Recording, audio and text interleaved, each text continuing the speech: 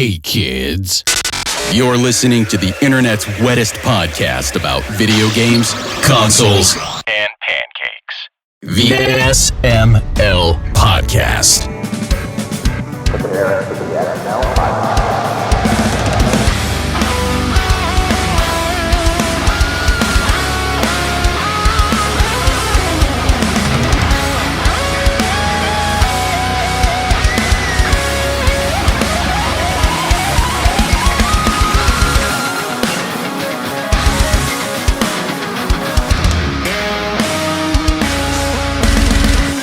What's up, everybody? This is the SML Podcast. I am your host, Joe. Joining as usual, we've got Andy here, Aki's here, and Ian is here. How are you three doing? Fantastic. Exhausted. Ian, you're exhausted. What's up? No, it's just all the snow and crap that build up is starting to melt and freeze and melt and freeze. So I've been spending the last couple of days chipping and cracking at ice and slush. Yay. Yeah. Dude, sounds like a blast, man. Not really. I want to be in a snowy place right now. That sounds fantastic. It isn't. I love the cold and snow, so it would actually be great for me. And I don't care if people slip on my sidewalk. It's irrelevant to me. That's the city's issue, not mine. Well, if you don't snow, it is your problem. Or if you don't shovel, it is your problem. Yeah, I live in a rural community, so it's definitely my problem. Oh. Well, anyway, we've got a guest joining us today. I don't know how to segue this one. I'm out of the segue ideas. Timm Johnson from TeamKDGames is joining us. Tim, how are you doing today? I'm doing great. I love the snow, but we don't have any here. Where are you from?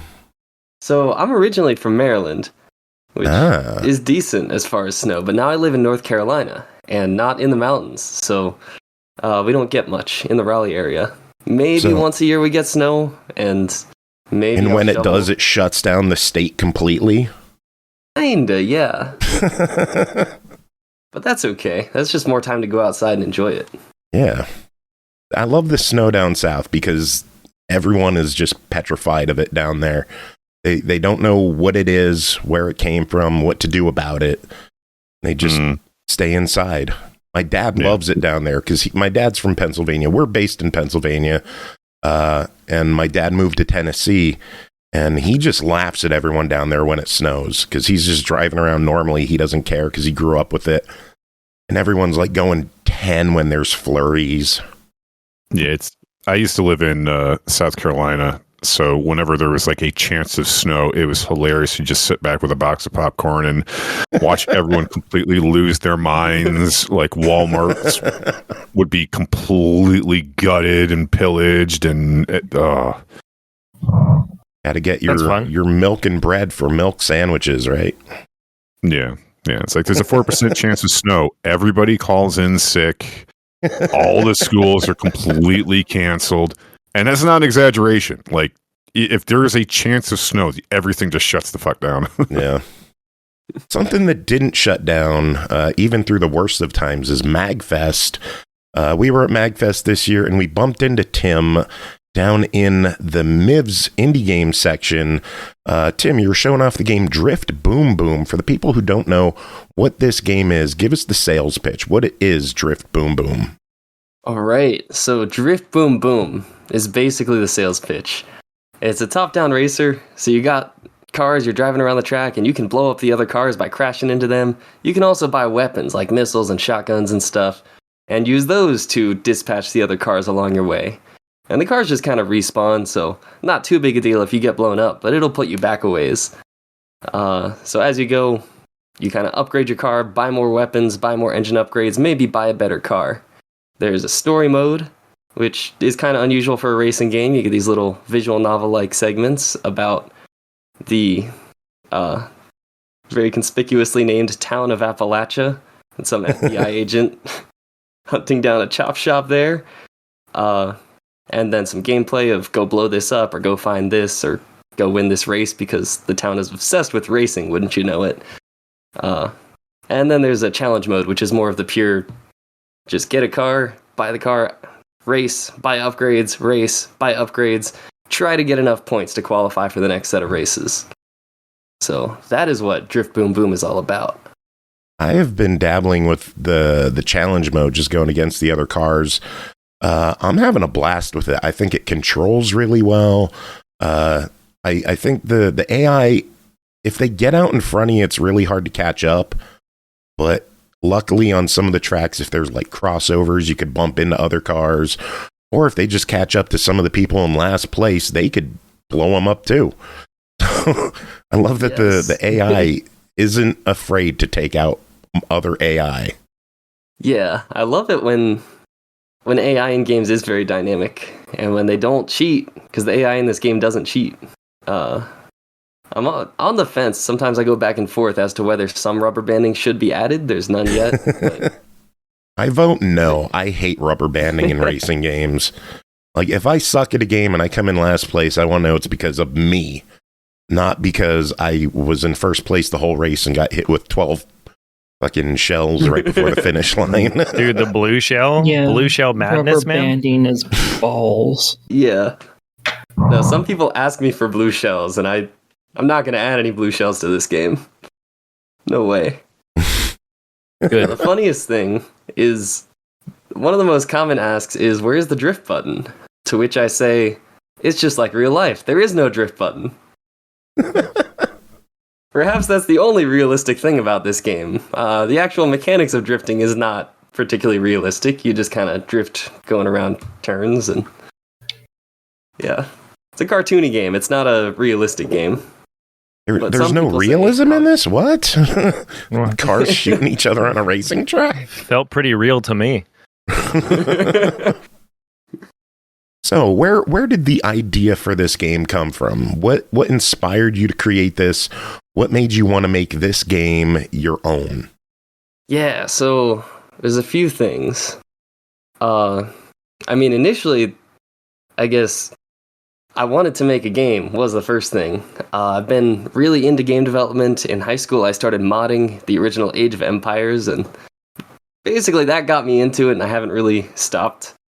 So I pretty much went to school for game development, also IT, so I had that as a fallback. Came out of there, got a job, worked that for a few years, and I was looking at getting another job, but then I was like, well, I've saved up some money. Maybe instead of getting another job for someone else, I could just make my own game at this point and see how that goes, because I don't have a family to support or anything, so this seems like the time. So then the question of what game to make. And I love RTS games like Age of Empires, but A, those are pretty hard to make, and B, there's actually some pretty decent indie RTS games, either recently come out or on the horizon.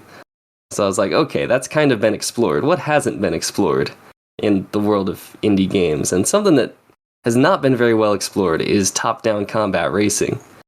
So the biggest gameplay inspiration is there's this old game, very obscure PC game. The original title was Asphalt Duel. It has nothing to do with the Asphalt series. And then in the US, it was released as Mini Car Racing, which is kind of a funny way to just gloss over the fact that cars are blowing up and there's violence. Like, no, they're mini cars.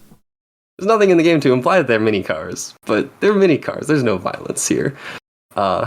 Anyway, it was a really solid game and kind of low budget, teeny tiny team. But I played it a bunch as a kid, and then going back and replaying it older, it just continued to be fun. It's one of those games I could just always go back and keep replaying and replaying. And part of that, you mentioned the AI, part of that is that in that old game, the AI on the hard setting is just so good that even if I can't get anyone else to join me, it's just fun playing against that same AI, trying to one-up them. And kind of like in my game, I don't see any way that they cheat or anything, so I guess that's... Is there a way to program it to cheat? Like, what could you do in a programming sense to make the cars cheat in a game? A good question. See, the first thing that comes to mind is, like, since they have ammo, I could just give the AI extra ammo, give them more weapons, give them a little extra speed. Basically just let them go a little further than what the player can do with their controls. So, like, oh, this AI car can drive 15% faster than a human car. And I guess going back to Age of Empires, there are things where in a lot of RTS games, once you get to the harder difficulties, then the AI just kind of gets some free resources it didn't harvest. Yeah, for all the crazy people who want it to be harder, just have a bullshit mode. And just name it that, bullshit mode. And make it to where literally all of them target them and only them. It doesn't matter if they're in last place or first place, they're going to get targeted anyways. Why? Because it's bullshit. Well, I remember racing games. Go, all the cars turn around and just shoot at you. Yeah, that would actually be. I mean, I remember a lot of I'm trying to think of how to explain it, like ballistic racing games where you can take out other cars and stuff, like back in the early 2000s, where basically the harder difficulties, I don't want to necessarily say that the cars broke the rules per se, but like for given the technology at the time, you kind of had to fudge what they could or couldn't do in order to simulate a stronger challenge. And usually if you got good enough at, understanding the physics and the, for lack of a better description, laws of the game's reality, you become very sensitive to when those rules and precedents kind of get stretched and or broken. So, yeah. Bullshit mode would be very interesting. That'd be great. I'd play it. Yeah, I've got to consider this now. Like the original Mario Kart, when the opponents would just have infinite weapons to chuck at you. Oh my god, that was brutal, driving in front of like friggin' Donkey Kong, and he just chucks banana after banana after banana. Oh, cheating ass computers. Or like 1 minute you're literally half a lap ahead of everyone, and then you kind of like focus on something, then all of a sudden you look back and like there's two people like humping your fender, and it's like, where the fuck did they come from? And it's the game basically being like, we got to make this challenging because reasons. Blip, and suddenly Donkey Kong is stuffing banana peels up your tailpipe. Sometimes in games like that, it's funny to watch the mini-map. Like, okay, yeah, exactly. They're over there, and now they're moving at 300 miles an hour. Yeah. Yeah, it's the most fun to do that as long as you're not the one in first place. No. Yeah. Sometimes it's fun to be in first place and see what kind of crazy things actually do happen to you at the end of a race. Because we've all seen videos online of like someone with a massive lead in Mario Kart, and then it's like a blue shell, then a red shell, and then a lightning bolt, and then they get run over, and then they get bumped off a bridge, and then they get dropped down and they get hit with another shell, and they finish in like 11th place. And that's exactly why I never play Mario Kart. That was me last night, man. We were playing Mario Kart last night, and that's exactly what happened to me every single time. Did it? How was your favorite time? Dude, there were none. There wasn't one, dude. It was a constant beating, man. Just it's, dude, heavy as the crown. You know what they say. Painful memories. It kind of says a lot about a racing game when you're terrified to be the guy in the lead. Yeah, that's true. So sometimes I get feedback on my game that once you as the player get out in front of the CPUs, then it's not that interesting because you actually have the lead and they're blowing each other up back there. Yeah. I don't mind that. I like winning. Yeah. Then hearing mixed but also, I mean, it's not fun when you can't earn it.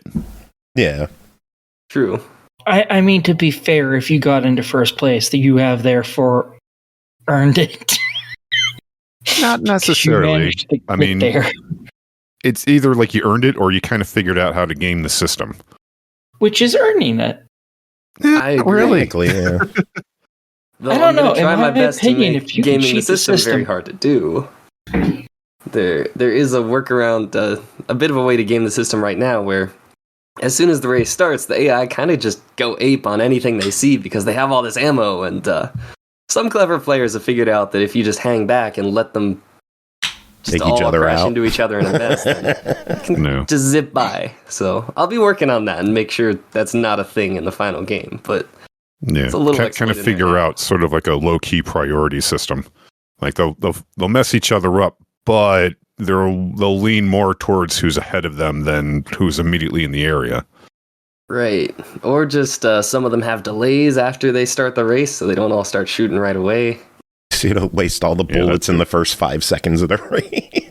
Yeah. I was surprised how quick I went through ammo in the game. Is that an intentional thing to make people focus on their shots instead of just spray and pray? Yeah, that's exactly what it is. I like it when games are a little more strategic, and I think of it as a little more strategic. It's not just, oh, you get an item and it's random, like Mario Kart. It's, okay, you've bought and chosen what you've got, and you got to use it carefully, because sometimes saving that very last missile or whatever is core to winning the race. Sometimes you do have to shoot it, or sometimes you have that one moment, that one shot, and it's a really cool moment of, is this going to hit? Is this trick shot across the screen going to hit? And that'll make or break your race. I've been hit by a few of those. Yeah, I'd like to add a little trick shot thing if you hit someone from far enough away. Get an achievement for it or something. You get your ammo back. High risk, high reward. Yeah. So how long has this game been in development? So it feels weird to say, but it's been almost 2 years at this point. And most of that 2 years, it's kind of been half time. I've been working on this and working on some other projects. At this point, basically as of this year, I'm pretty much focusing full time on Drift Boom Boom. But it's going to be a while before it's done, because I do want it to... It's going to be a premium game. You buy it and you get the full game. I do want it to have a good amount of content, good amount of polish, that it feels worth the price. The challenge mode, make sure it has a lot more tracks and stuff, a lot more weapons and cars. Story mode, try to bring that out to like 3 to 5 hours on your first run. Make it interesting, put some good character art in there, and then add some little fun modes like a little demolition derby and a few other little ones in there. So, are you looking to add online play to it? Will that be something you're exploring? That would be cool, but I've basically decided with the amount of bandwidth I have as a tiny team of basically just me at this point, and I'm hoping to get some publisher funding and bring in a few other people, but just for the sake of not enough manpower, it's going to be local multiplayer only. And I'm guessing you're aiming for Steam, obviously. What other platforms are you considering? Yeah, so the main thing I really want to get is Switch or Switch 2, whatever makes sense. Maybe both, I don't know. But yeah, from the start, I've wanted to get this on Switch. It's great for split screen, and every Switch player has at least 2 controllers, and this really does, to me, is the kind of game you want to play with a family, play with kids, just play with whoever's around. And you want to play some game. It doesn't take that much to get into it. Like, Mario Kart has a lot more control configurations and options you have to figure out than this does, which I'll brag about, even though I try not to get compared to Mario Kart too often. But man, when I played Mario Kart on Switch, and it's just like, okay, you got this control option, you got this control option, you got the little radio to control your car, do you tilt your controller or use the joystick? I'm like, dang, that's a lot of things. And then you got to choose your kart and your driver. And I mean, I'm a gamer and I get it, but when you get someone who's like just a really casual gamer, barely ever plays games, then yeah, this is decision paralysis. It's like, what? How many different tires do I need to pick from? Yeah. Yeah, 473.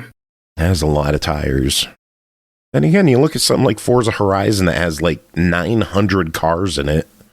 Like, talk about decision like, what the hell car do you want to focus on when there's 900 to pick from? How do you even start? A cool looking car. The one that doesn't cost extra. That's what I do. Just get the starting car and then never use another one.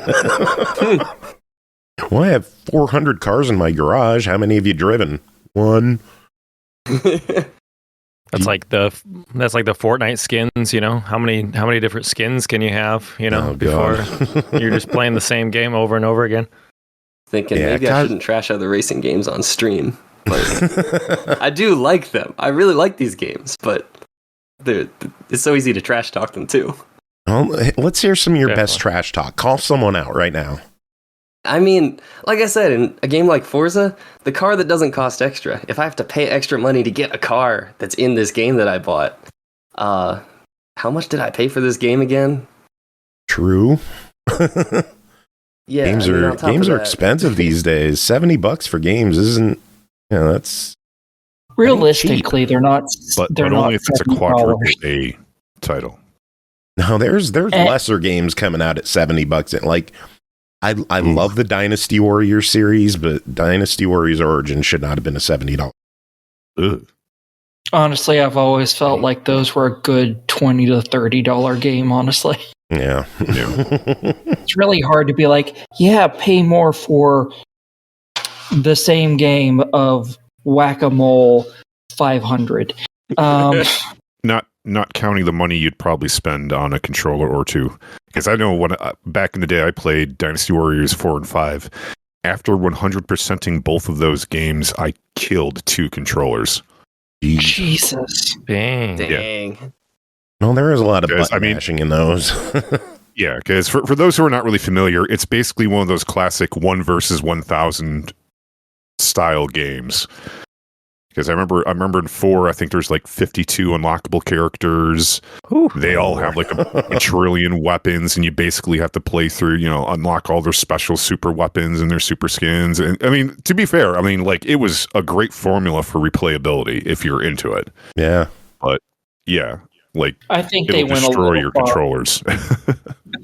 Yeah, I think they went a little far with their stuff. There's way too much. Jesus. I'm honestly amazed you aren't still playing it, trying to unlock everything, to be honest. I've played one That's of what the them. sequels It are was for. with friends. Yeah, Jesus. after I finished 100%ing 5, I just like, you know what? I'm good. Retire. I came, I saw, I literally conquered everything. I think I'll tap out for a while. And then you never bought another one, right? Nope. I think I tried out Orochi and Orochi 2 when I visited Joe on separate occasions, and I want to say I tried out because didn't they have like a Legend of Zelda version? Yeah. Yeah. I believe Warriors or Hyrule Tyrants? Warriors or On the something. Wii U. That one was cool. And I remember I tried that out, and I thought that was pretty cool. But it's sort of like it's like kind of like Team Fortress 2 to me. Like after logging in so many hundreds of hours on that, you know what? I'm good. Ready to move on. That's fair. Yeah. Tim, what games have you poured hundreds of hours into? Age of Empires. Easy. It's funny because my favorite one is the first one, which is not a popular opinion.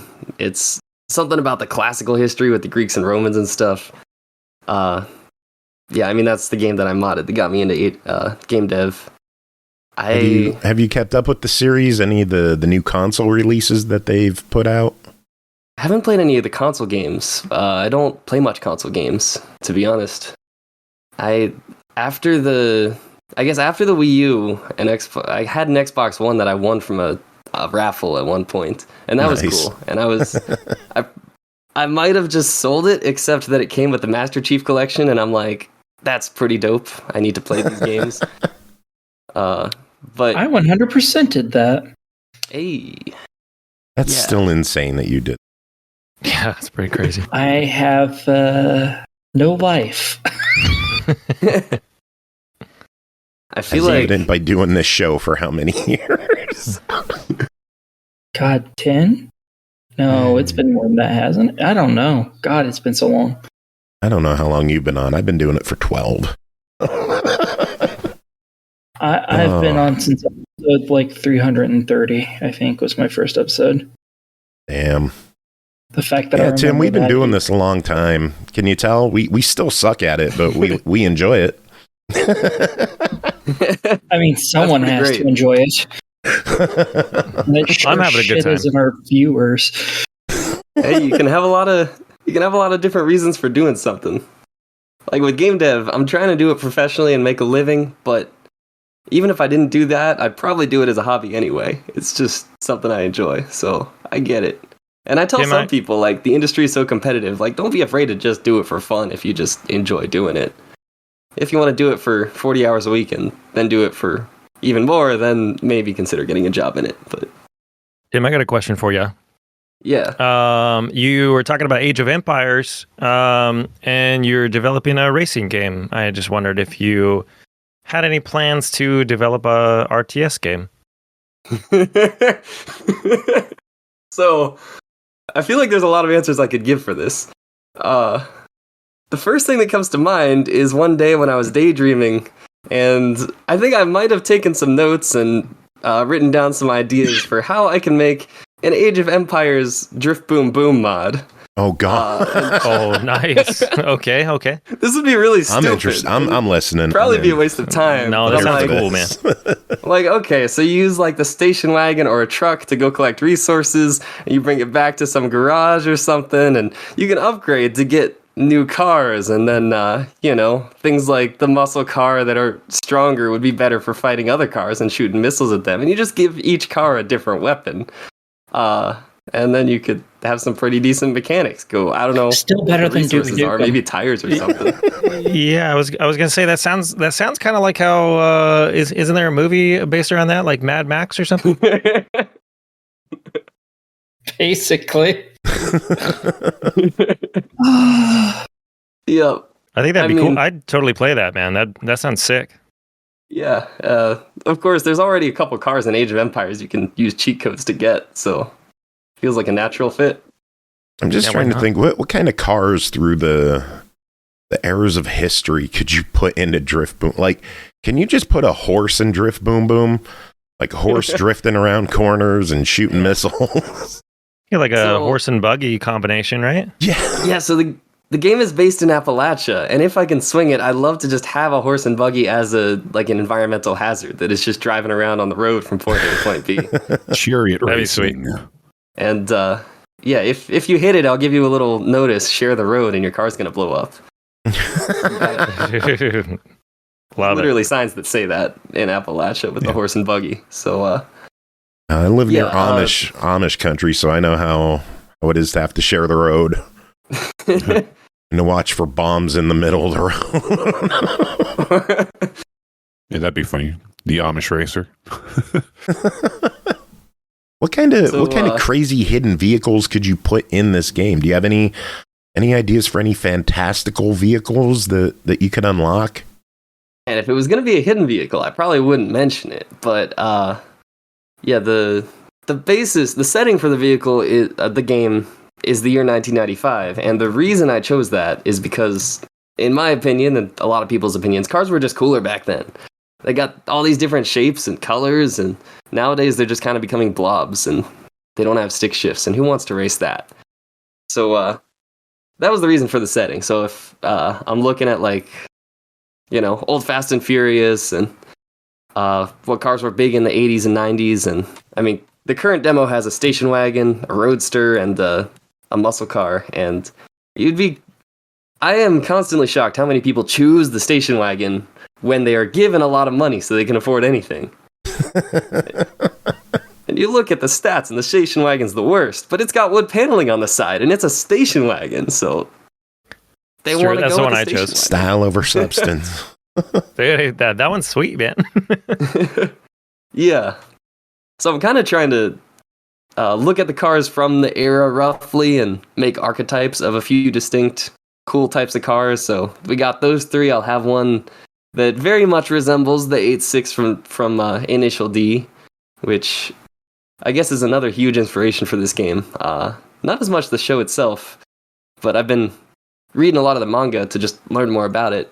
But Eurobeat, the music from Initial D on some tweet turned me on to it years ago, and then I finished my college finals and final assignments and stuff listening to Eurobeat all night long.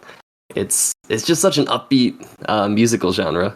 Yep. It's kind of trashy. It's kind of low tier as far as artistic merit, I would say, but I love it. It gives you energy. So, and you're actually using Eurobeat in the soundtrack for this, yes?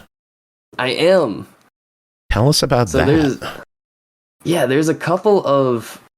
I guess the demo has 3 gameplay songs.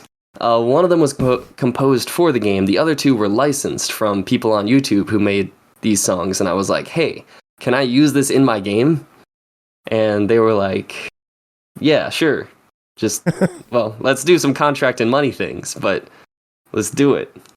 So one of my goals for this is much like the show Initial D, which has an amazing soundtrack of mostly licensed Eurobeat songs. I really do want to license Eurobeat songs, kind of like they did, and talk to legit Eurobeat publishing houses find some specific songs and say, hey, basically do the same thing. Hey, can I give you some money and use this song in my game because it's a cool song?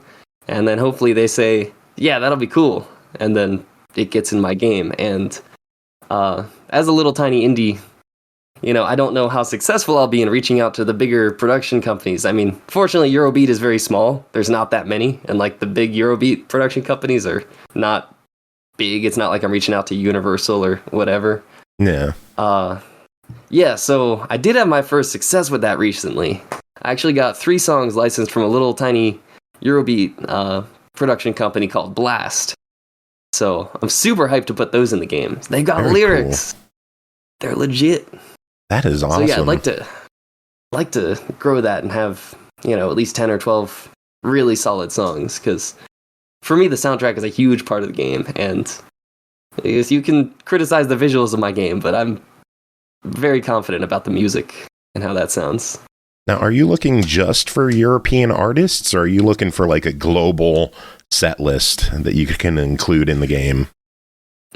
So Eurobeat is the name of the genre. You don't have to be European to make Eurobeats.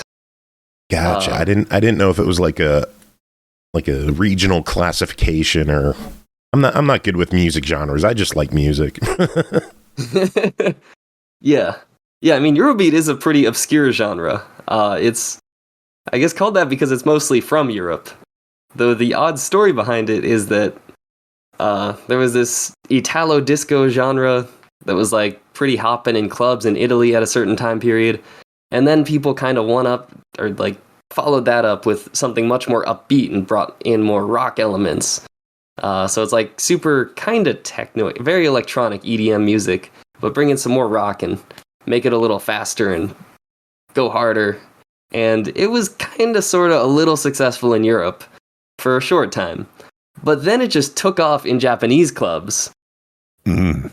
Now they produce most of the music in Italy in English because English just gives you a bigger audience than Italian. But there they are in Japan, most of them not understanding English, just jamming out to these songs. To this day, Japan still loves Eurobeat. Yeah, Japan has always had this wonderful habit of being fashionably late to the party. But when they get there, they go all in. Drive it home. They will be all in on that probably until long after all of us are dead. I've always heard they might just stick with Eurobeat. We don't know yet. It's year 3047. The world has devolved into chaos, but Japan's still just dancing the night away. Still on Eurobeat. Straight. 0 F's given. I have a friend who does a lot of electronica and EDM and trance, and I might tell him to get in touch with you because his music might fit well in your game. He's based in Vegas. He goes by the name Blind. He's done a few game soundtracks before. I think it might work well if his style interests you. If it's Eurobeat, then it interests me. Well, I will have to peruse his library and see exactly if he does Eurobeat or if he can do Euro. I'll have to hit him up. Yeah, it's funny because, well, according to Wikipedia, I think Eurobeat is relatively easy to produce. Yeah. What I've found is when people give it a try, usually it takes a little bit to get the flavor right. I don't think it's technically that hard to do. The music theory isn't crazy, and like the synths and the actually generating the music isn't that crazy. It's just a little bit of, hey, get the flavor right, which synths to use and how to configure them, and yeah. Well, not to quick jump in, but like Joe, I know for a fact that chances are, like, if maybe after the show or something like that, I sent you some examples of classic Eurobeat, you would immediately recognize the style because it was pretty big in the US back in the late 90s, early 2000s. I'm sure I would if I heard exactly what, like, in my mind, I'm just thinking like trance music and electronica, but I don't know the subsets. Like a good example, like, do you remember La Bouche? Yes. That is arguably Eurobeat. Gotcha. I mean, granted, that's like 90 zero beat, but Hey, that was a good time, man. oh yeah, no, I'm And the not game's knocking it. I'm based just in saying. '95, so that would be. Yeah. Yes. But that right there is a very fast, easy reference for folks of our generation. So, Tim, are you going to get in touch with LaBouche? Honestly, I just wrote that down, though I have no clue how to spell that. I am not familiar with LaBouche. Kind of bad news. The woman, the lead vocalist for LaBouche, passed away in an airplane accident quite a while back. Oh, man, that So, sucks. yeah. Damn. Yeah. They were from Germany? People were pretty yeah. I'll be damned. Oh, yeah. I'm learning things today. I'm learning things. We're an educational program. It's about time. Shoot. So Andy, what kind of questions do you have about the game? I know you put some time into the demo. What are your thoughts? I kind of wanted to know where. So I played the story mode. I kind of wanted to know where the story mode was headed. There was one thing about it that I wondered if you were like going to implement some kind of like map system, because there was a few things. There was like, go find this, but I ended up just wandering around for a while, driving and then running out of bullets. So what's your plan with the story mode? Where are we taking that? Yeah, so, I mean, the short answer is kind of like this, but a lot more polish. After MAGFest and during MAGFest, I was thinking about it and realized that the story mode is not nearly as polished as the challenge mode right now. I've got just kind of some UX issues of player goes this way, and that's not there, and there's no clear indication of where to go, and I don't want to be too hand-holdy with setting, especially the missions of like, go find this. Like, I don't want to be too hand-holdy. Mm-hmm. I'll let the player explore a little bit, but what little guidance is there, the way the map is set up, especially for the first level, is just not very good for guiding the player into where they should go. So I actually had the editor open because I'm like, I'm planning to pitch to publishers soon, and I should really just clean up the story mode levels a little bit as far as the flow. There are mini maps, but not in every level. The first level does not have one because it's big, and I was like, yeah, it's probably a bad idea in retrospect, but No, it's cool. No, I noticed that too in some of the the later levels. But yeah, the first one I was trying to figure it out, or I think it's maybe the first and the second, or first and third, or something like that. I was looking for an area, and eventually I just stumbled upon it, and I was like, oh, that's cool. I mean, not that anything's bad, in it. The game is racing, driving a car, and shooting stuff and crashing into other cars. So, I mean, even along the way, I was having a good time, Yeah, I guess I do want to try and strike a balance of feeling a little bit explory, like go around and find stuff, while also not making it boring, as in I'm stuck and don't know where to go. So I guess I haven't quite found that balance yet. Well, I think one of the levels there, and I don't know if it was just like I stumbled upon it or if it was purposeful, but you're headed to like a repair shop, right? Uh-huh. And I had gone way past it, and there was a little arrow that kind of popped up as I was driving around that like pointed the opposite direction. And so I went that way, and I don't know if that was popping up to tell me to go that way, or if it was like, hey, telling me traffic is moving this way, so you try not to run into the cars. But I was like, oh, okay, like just a little gentle reminder to go back and check the area out. Yeah, that is a very intentional, me trying to be subtle about telling you where to go kind of thing. Okay, like stuff like that I think is perfect, because it's not hand-holdy at all. It's just like, hey, you probably passed it. You should go check back. Yeah. See, I'm even debating, because final game I'm going to have difficulty settings. I've been debating whether I should do like a easy mode, these arrows just always show up, but hard mode, they don't show up at all, and then maybe medium is something kind of similar to what it is now. That'd be cool. You also mentioned like some other modes too. I think you mentioned like a demolition derby as well, right? Yeah, so basically that'd be pretty easy to add on, just a mode where maybe there's some purpose-built tracks, maybe you're just on a reused track, whatever, but yeah, just go around, either try to get to the most kills or maybe give people a limited number of respawns and see who's last man standing. Like with the current game systems, that would be a very easy thing to do, relatively. So, and I'm sure some people would love doing that. So, yeah, the Demolition Derby. The other ones, I was just thinking about this earlier today. A time trial mode. It seems like in a racing game you have to have one of those. For sure. I could probably do some kind of online leaderboard with that, at least with the time trial mode. And then time trial. Let me check my notes real quick. Do you have any ideas for like? I know this is like maybe more popular in some cases, but like building your own tracks. You know, have you thought about that at all? That's a good question. I've thought about that. My default answer is no, that would be too much work at this point in time. Though that would be really, really cool. But something I am planning to do this year is kind of redo the way the road system and the terrain system work. Like they work, but it just takes a very long time to build out levels. So I'm debating whether to find different solutions for that or build my own. And if I build my own, how hard would it then be to make a track editor? I'm not sure. So I'm still going to say probably not, even though that would be a really, really cool feature.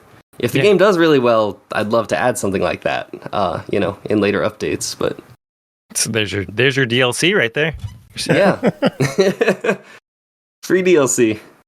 You go. Yeah, honestly, as far as adding more features, like if the game did ridiculously well, there's almost nothing I'd be opposed to adding. Like in my head, like, okay, if this is a crazy fantasy land where this game does crazy, crazy good, but if it did and I had tons of money, then I'm like, well, I could go in and add a replay system and so that you could save a race and watch the replay. But the bonus is if I did that, then it would be a hop, skip, and a jump to start taking the same data that I saved for the replay and trying to send that over a network, and then potentially doing it online versus way out in the future. So like online crazy. Ghosts, stuff like that. Oh, that'd be cool. Like actually racing against people online multiplayer. That'd be awesome. Now this is very pie in the sky, so don't expect this when the game comes out. So it's all confirmed, all absolutely confirmed, 100% right now. No. You heard it. Thoroughly heard it here, world exclusive. DMCA, remove this podcast from the internet. So you showed it off at MAGFest. Was that your first MAGFest? That was not my first MAGFest. So I love MAGFest, and I feel like I'm probably talking to the right crowd because I looked up this podcast online and found a big old episode about MAGFest I was listening to earlier. But Ian and I are known in the MAGFest circle as lumberjacks, which, if you're unfamiliar, there's 7 of us now who have been to every MAGFest for only 7? 20 plus years. Our numbers have been dwindling. Yeah, there's only 7 of us left. Man, I didn't realize that many people had passed on to doing whatever they do after they go to MAGFest. Right? They went on to have real lives. Lives and families. Lame. Responsibilities. Yeah, this was Andy's first MAGFest, so he got to experience the craziness for the first time. Was it your first time showing off a game, or have you shown off games in the past? This was my first time showing off a game. That was very, very cool for me. Yeah, honestly, so my first MAGFest was 2017, and I've been trying to volunteer and staff. Basically, I missed, COVID. The one year it didn't happen, and then one of the years after that, I got COVID, and like half the people got COVID. But aside from that, I've been going since 2017 and been staffing pretty much the whole way, like volunteer staffing, not in charge of anything important, just doing my little part and getting a staff room because I love staying in the Gaylord for. Oh God, yeah. Heck yeah. That is the hardest thing to do with MAGFest, is to get a Gaylord room. Mm-hmm. Yeah, but once you get one there, that's. So, what departments did you volunteer for? Mostly the land department, because I was studying a lot of IT stuff, and I'm like, hey, I could probably be qualified to do something in there. And yeah, mostly the help set up, do check-in and check-outs in the land department, and I branch out a little bit, just try things in different departments to see what it's like. So I've done Rock Island a couple times, done the console gaming area. One time I was helping with one of the little show areas, and that was cool. Yeah, LAN is the main thing that I go back to. Last year I did a few shifts in the MIVS area, kind of scouting it out, you know? Looking at it saying, I'm going to be on here the next year. inside. How does this work? It's cool that you worked Rock Island. Our friend Chris Huber actually created Rock Island a couple years back. Yeah, he used to be one of our old co-hosts on the show. I introduced him to MAGFest, and he ended up striking up with a lot of musicians there, and he worked with MAGFest to basically create what Rock Island is now. That's sick. It's like, as long as I've been there, Rock Island is just a staple. Yeah. Can't imagine it without that. Yeah, before they were just all down in merch area with everyone else. So I've got to ask, are you guys familiar with a guitarist by the name of Christoph Blondell, or CarboHydroM? I'm familiar with him, but I don't know him personally. But I know his music. Okay, so he's actually the reason I started coming to MAGFest. In high school, I was in a guitar class, and we had this, you know, you could say it's a silly assignment of, the assignment was you have to reach out to your favorite guitarist and ask them for an interview. And in the event they don't give you an interview, which is the expected case because it's hard to get a hold of rock stars or something, then you just do research and do a little presentation on them. So I was in that class, and I'm like, well, CarboHydroM is my favorite guitarist. I'll reach out to him. And lo and behold, he did reply. And actually, he was really generous. Just me as a fan, he gave me I had an hour or something Skype call with him, and he's based in France. So Skype call over the ocean. Awesome. That was really sick talking to him. Talked about his music, talked about video games, talked about MAGFest, and he told me about MAGFest. I'd never heard of it before. But once he told me about it and what it was like, and I'm like, that sounds really cool. I gotta go there. And a couple years later, well, actually, the reason I first contacted MAGFest was I had a little operation going where after the HTC Vive and the Oculus Rift first came out, I got a Vive and I upgraded my PC, and I thought VR might be really cool, and I'm like, I would pay just to try this. So I wonder if other people would too. So what I ended up doing was setting up a little pay-to-play VR kiosk at a couple small conventions near where I went to school. And so at some point I reached out to MAGFest and was like, hey, would you be interested in me setting up there? And they're like, actually, we're too cool for that. We have free VR stuff. But you can do the staff thing and volunteer there. And I'm like, well, can't argue with that. I'm in. It's cool that CarboHydroM is what brought you into the MAGFest scene. I'm guessing you're familiar with Overclocked Remix and VG Mix and the scene? Yeah, that was, I don't know that much about mainstream music, but that, for me, was, how I got into music. Video game music, and then very shortly after that, remixes, especially rock and metal ones. Yeah, are you familiar with Ailshan? Ailshan, that, doesn't ring a bell right now. He's an older guitar-heavy musician from the OCR days. Him and the One-Ups, formerly the One-Up Mushrooms, were the reason that I went to the first MAGFest. And Ailshan, he was like a god to me because of his song Terra in Black, which is just a metal version of Terra's theme. And meeting him and shaking his hand, I was just blown away that he was so down to earth, so cool.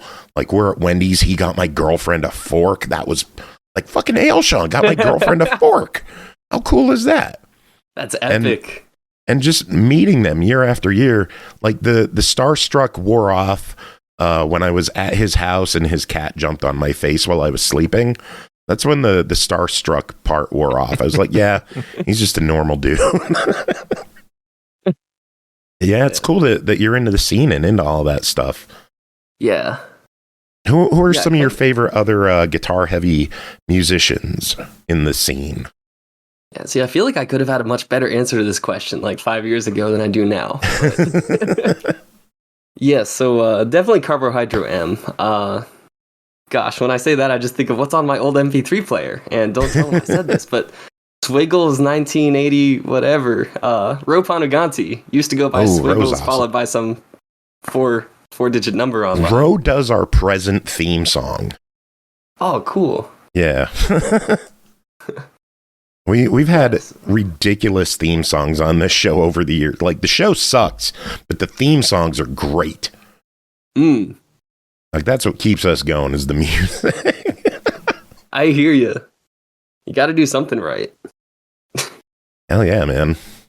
People come for the theme song and leave right after. Yes.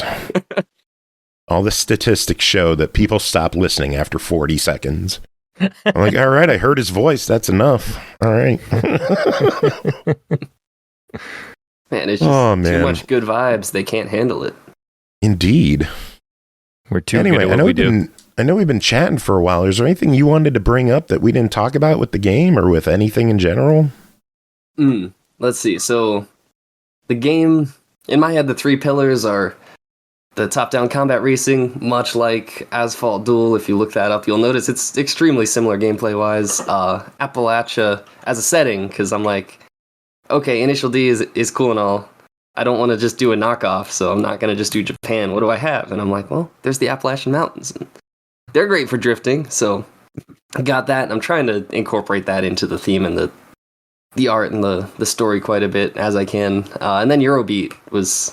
Honestly, Eurobeat and that old game are the two biggest inspirations. It's like, not just having the music, but what the music feels like is, I hope, what the game feels like a lot. Yeah, it's going to be a while before it comes out. I hope I can get it out sooner, but it might be a 2027 release. Talking to publishers soon, so please wishlist it on Steam. That's a big deal right now, because publishers love that stuff, and I'm going to be talking to them very, very soon. Trying to get some funding to get this done faster and better. I just added it to mine, so you got a wish list. I appreciate it. Yeah, the whole... Basically, the rest of my career trajectory depends on how well this game does. If it does enough for me to make another game, I'll be happy. And I guess speaking of other games, feels relevant to circle back around. Someone asked earlier if I'm considering making an RTS game. So... alongside making Drift Boom Boom for the past couple years, I've been working on plugins and content, like assets you can buy for the Unreal Engine. So if you're a game developer, you can buy these things and use them to help make your game. And the biggest project I had that was in that Unreal Engine plugin vein was actually a RTS template.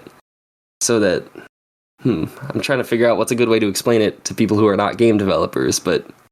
like, basically, a game engine does a bunch of the groundwork as far as providing physics and lighting and rendering, and you can import 3D models and tools for animating them, tools for doing a lot of things. But then a template or a framework could go a level beyond that. And it's like, okay, now, if I were to complete that thing, then we've already got an overhead camera, and you can select units, and you can make them go places, and maybe there's pathfinding and different unit stats you can edit in a database, and... so I was working quite a bit on that. Unfortunately, I have a bunch of components of it done, like the camera system and the minimap and selection system, but this might be getting really boring at this point, talking game dev stuff. That probably, I don't know how much of it makes sense to people who aren't game developers, but I was making these assets and selling them on the Unreal Engine marketplace. And unfortunately... I have a lot of complaints about that marketplace, but the fact is, and it's not entirely their fault, it's also me not knowing the market. I'm not going to say it's like all their fault or anything, but basically it wasn't making enough money for me to continue doing it. I was really hoping to kind of fund a lot of this game by selling assets there, but it wasn't making much. And then last year, Epic Games made the decision to shutter the Unreal Engine marketplace and replace it with Fab, which is not just an Unreal Engine marketplace, it's an everything marketplace, for game dev, that is. So Unreal and Unity and Godot and UEFN, Unreal Editor for Fortnite, and one or two other things, all rolled into one marketplace. And as soon as they did that, my revenue decreased by about 86%. Ouch. So, yeah. So some part of me still wants to go back and finish that RTS template, because I'd love for, honestly, partly I'd love to use it. The idea of being able to make a simple RTS game in the span of a game jam, like a week or something, is crazy awesome to me. I've always wanted to make one, but basically it takes so much time to make the groundwork tools. That's kept me away from it. So it's A, a thing I want to use, but B, I would love to make it just to give it to other people so that they can make RTS games without doing all the groundwork and the legwork of getting the basic systems up. It doesn't look like it's ever going to happen, but who knows? Maybe I'll pick it up one day. What program are you using to develop this game? Drift Boom Boom? Yeah. Yeah, so this is in Unity, which is a weird decision because all my industry experience is Unreal, but I thought Unity was just a better tool for the job, and I mentioned the Unreal marketplace. The Unity asset store is basically way better than any other game development asset store, so I can hit the ground running instead of starting from zero. That's sweet. Yeah, they got a lot of cool stuff over there for sure. Yeah, that and the portability, like you can go from Unity to any game platform in existence pretty much, and a lot of other little things. So it's kind of weird relearning a lot of things in Unity that I know how to do in Unreal, and I'm like, I know you can do it in Unity, I just have to go and learn it, but the skill does transfer to an extent. Yeah, definitely. Definitely. Good Still stuff. love Unreal. Unreal is my favorite, but it's just not the right tool for the job. Yeah. One day I'll learn about game development and this will all make sense to me. But for now, we do have to wrap this up. Tim, I want to thank you for coming on, joining us, and chatting with us about Drift Boom Boom. Where can people keep up to date with you and what you're doing? Yeah, so honestly, the best, there's a few good places. First, there's another person here. Yep, Chris is joining in for our second half of the show. Yeah, so if you look up Drift Boom Boom, the SEO is pretty good. It's on Steam, you can wishlist it. I am relatively active on Twitter and Blue Sky right now, so those are good places. That's pretty much it. There's also an email list if you're an old-fashioned type of fellow, and I send out emails every 6 months or so with bigger cumulative updates on what's going on. Very cool. Well, once again, I want to thank you for coming on, chatting with us. The game is Drift Boom Boom. We'll have a link to the Steam page. You could click on that, add it to your wish list. We are going to take a quick musical break. We'll play some CarboHydroM, and we will be back with more show.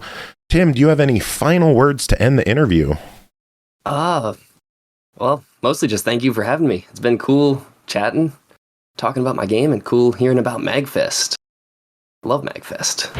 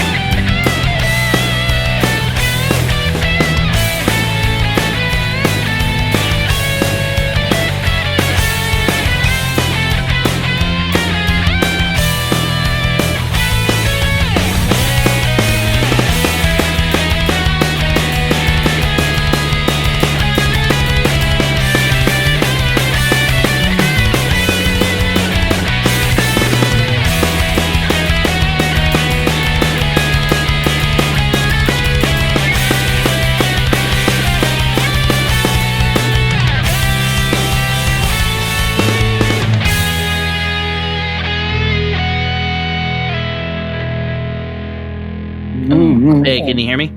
Yep. No, I couldn't hear you. Yeah, my cat earlier turned the volume all the way down. Oh, nice. So I had said something, but nobody responded. So I was like, whatever. I'm gonna eat my pizza. What kind of pizza? Pizza. Just a Supreme from Pizza Hut. Nothing special. The most Supreme will do. Yeah, I know this. The word is supreme, and yet it's like, you know, kind of like an average pizza. Like Supreme's a pretty plain like describer of what's going on here. Like, you know, Supreme, 2 meats and like 3 veggies. I'd eat it. Oh no, I definitely eat it. It's like my favorite thing. But I like the Supreme style a lot. But it's just funny that the superfluous word, you know, that's probably why they had to invent so many other terms like meat extravaganza or, you know, whatever for the truly special pizzas. That does make sense because Supreme, I never liked Supreme pizzas because it took me a while to even find vegetables that I like on a pizza, since most of the primary ones are vegetables I just don't eat, period. But, and then like you said, it's like 1 meat or 2 meats and like a flock of vegetables like onions and bell peppers or some crap. See, that's onions and bell peppers are my favorite, and mushrooms are good too. I don't like olives though. Onions are gross. I learned to like mushrooms. I've come to like mushrooms over the years, but I still don't like them on pizza. But that could probably change if the mushrooms are done right.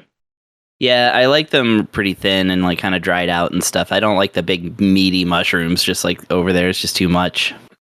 Same. If they're on a pizza, I think they would be best if they were dry, almost damn near like a pepperoni would be. Yeah. No, you're talking my language. That's perfect. Yeah, buddy. How do you guys feel about like cashews on pizza? I like Never them. had it. The fuck is wrong with you? Dude, we have so many.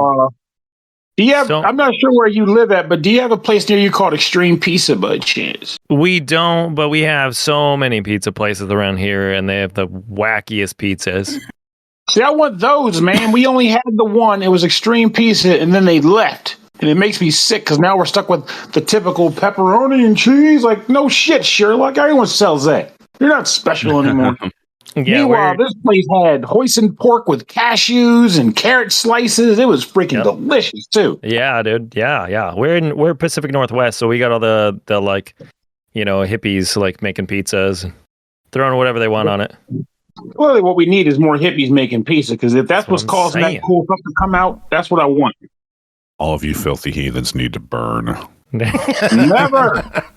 It's like having a meal with bread, and you're just putting the meal on the bread. That's fine. But what you're trying to tell me, you've never wanted to look beyond the norm for pizza, because pizza in the majority of places, it's meat, which again, I like meat. Pizzas just fine, but it's meat pizza. The nasty vegetables I don't like. And maybe you'll get a white pizza sometimes, and heaven forbid you're lucky, you might see a tomato pie. So yeah, it needs a shakeup. And when these places do the shakeup right, it comes off as good. No, go to Japan. If it ain't they meat, do fuck off my pizza. I mentioned this before when I went to Japan, but like they don't give a fuck. They will do everything. Pigs in the blanket for crust. Dude, there we go. That? Yeah, let's go. That's how it needs to be. Get wild and crazy. I just want cool shit on a crust. Like for me. I mean, to be fair, like I'm not going to judge the Japanese for doing their own thing with something that came from America, considering all the weird shit that Americans have done with Japanese cuisine. Oh yeah. Return. Yeah. Oh yeah, for sure. I mean, all the weird shit with Americans or Italian every cuisine. Throw all kinds of shit on there. You only live once, right? Right. Throw some ice cream on it, man. Let's get crazy, dude. There's a lot of. I'm sure there's an ice cream piece out there that is a banger. Dude, I'm sure somebody's eaten pizza off somebody's ass before, man. Yeah, I'm pretty easy. Wait. Where did we? The least adventurous option. So, Joe, have you ever eaten pizza off someone's ass? Twice. Not yet. It's been But if you could eat uphill pizza battle. off of someone's ass, which toppings do you feel Now on the deserve to be bucket on list. I mean, pepperoni and sausage. Go for the classic. Yeah, but Joe, haven't you ever wanted to? I'm sorry, what was that bullshit? Live a little earlier, Pernell. Cashews like a fucking monster. They're Cashews. I love And- cashews. Go fuck yourself. There I'm we gonna go. get a pizza Even with early cashews on. and pineapple, and that's it. Barry, See, you and because me are done professionally. you're all right, man. See, we get along. You're a get good guy, along. Barry. You're a good guy, but we're done professionally. We're not done professionally. We're opening a pizza joint together with blackjack and hookers and all the good shit. Yeah, I got Pernell on my side now. Oh wait, I Yeah, got man. Pizzeria. I got a good button for this one. Cashews on pizza. It's all right. What? Exactly. I respect that because if you've never had it, you Sick, should be twisted saying shit. what. But then once you've had it, you go oh, and that's all. No. it takes. No, Once you Yeah. have it, you go, oh, that was disgusting. No, ma'am. No, ma'am. But hey, Oh, should we get to reviews? no, the great SML pizza. Nah, war has dude. begun. you ain't lying. Some people only want to eat chicken nuggets for dinner. Some people want to go buck wild and get some cool shit on their plate. I can understand that. Chicken nugget. Nuggy. I just had chicken patties, so I really can't talk. I literally had chicken patties and I fries. want nuggies. I want some Yeah, should we nuggies do now too. reviews? Dude. Some dino nuggies. Review time. We only Nah, fuck, we only let's all have a get few to nuggies, go though. through tonight. I guess. Let's so. review The Sure. sooner we get done, I the sooner guess, we're out of man. here. So That's fine, dude. yeah, let's get to these. Sound like we're closing up the shop for the night and we're like cleaning up, you know? We are. We're like I'll putting get those pans mops. away. Get the mops. We got to mop up our reviews and then close down for the night.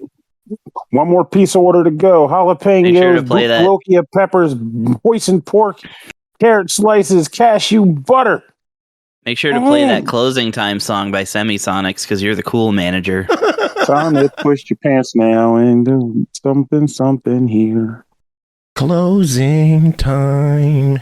You don't have to go home, but you can't podcast here. First game to talk about tonight is Yu-Gi-Oh! Early Days Collection, developed by Digital Eclipse, published by Konami, released February 27th on Switch and Steam for $49.99. Yu-Gi-Oh! Early Days Collection is packed with classic Yu-Gi-Oh! Games from the very early days of dueling, bursting with retro RPGs and strategic card games with beloved anime characters. Pernell, what is going on in Yu-Gi-Oh! Early Days Collection? A lot of Yu-Gi-Oh games. What? Nice. Yeah, that's what's going on. Seriously. Basically, this is a collection of about 14 or so games from across the early days. I like the title of the Yu-Gi-Oh! Universe. So, full disclosure, I've been a fan of the early Yu-Gi-Oh! Games for quite some time. Started with the TV show, and then came across one of the video games. Having played, I had access to them before that, but I didn't care about them. I was grateful that I came on board the franchise with what was principally 7 Trials to Glory, which was the first Yu-Gi-Oh! Game I personally purchased, followed by World Championship 2004.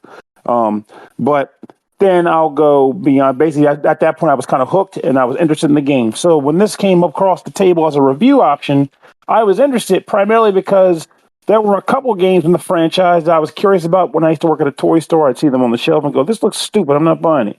This was before I got into Yu-Gi-Oh!, of course. But now, they're accessible in this little collection. And as additional to that, there's a couple games that were only released in Japan that they put on this collection. So, what is this? So, at its core, Yu-Gi-Oh! As a franchise it revolves around a bunch of characters who play a deck-building card game that has hazardous consequences in the sense that losers usually die, have their souls taken from them, or if you watched it in America, they were sent to the Shadow Realm because, censorship and all that good stuff. And you in these games typically portray the role of a nameless duelist who ends up battling against characters within the franchise. Though on the occasion of the games that have story modes, you may find yourself playing as Yugi Moto, the typical main character of the franchise.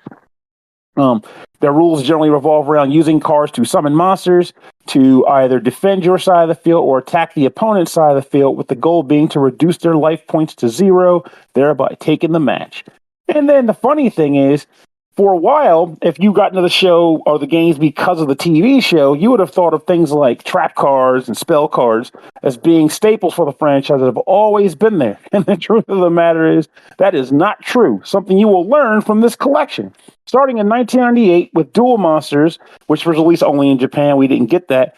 If you decide to play that game first, you're going to learn firsthand a few things. One, believe it or not, the TV show actually came before the card game we've come to know and love. And as a result of that, the rules that you've also come to know and love didn't exist at first. In fact, the game played very differently because the rules of the game were based around the manga. The video games, rather, are based around the rules of the manga. So when you boot this game up, you're going to notice a number of weird differences, things that don't exist. There's elemental affinities in some of these games, for example. Something that if you've played Yu-Gi-Oh!, you're like, wait, I don't know what you're talking about. Well, yeah, that exists in these games. So you might find yourself getting a bit of a history lesson as you play a good number of these titles. And I feel like in a number of cases, going at least through like the game to like some of the early Game Boy Advance games, that may primarily be the main reason you'd want to play these things, is just for the experience of what it was like in the old days, what Yu-Gi-Oh! Was like before, I don't know, either A, it hit the mainstream, or before we really started getting access to the games ourselves, at least in America. But as you get further into the collection, most notably with the games that I was mentioning earlier, the World Championship games and 7 Trials of Glory Worldwide Edition, games that all came out like between like 2003 and 2004, you start to see the game start to come into its own. And believe it or not, even though the games have changed a lot with access to games like Duel Links and Master Duelist, I feel like these ones still hold up very well in the modern day. They play very well. There will be a number of moments when you might find yourself getting pissed off when you have to attack a face down card, attack the card, it flips itself, and it triggers an effect that wipes your entire field. Something that, unless you had the right spell cards, you had no way to prevent.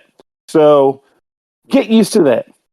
However, this will be a good opportunity to also step into some of the changes they made to these games as a whole to, result in them being included in a collection.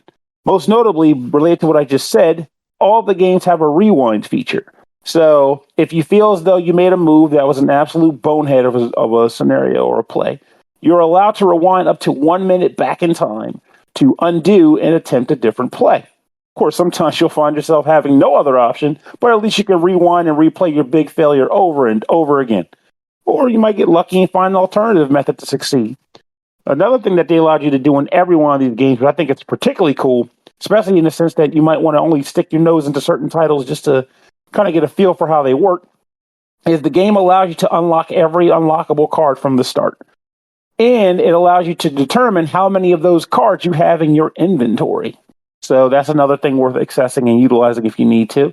Every game comes with its own manual, so if you need to figure out how the heck the game works, which you will, because this was back before games had tutorials built into them. So you have to have the manual, and the games had all the manuals associated with the games, so you can peruse them, flip the pages, and they look exactly like they used to when you bought them at the KB Toys and flipped through them after you're buying it and taking it home, which I personally appreciate quite a bit. Funny enough, though, there are a couple games in this collection that are not traditional Duel Monsters even of itself. And your mileage may vary on how you feel about them, because they definitely had mixed vibes in the mainstream, considering the fact that if you're familiar with Yu-Gi-Oh! Now, you also know they don't exist anymore.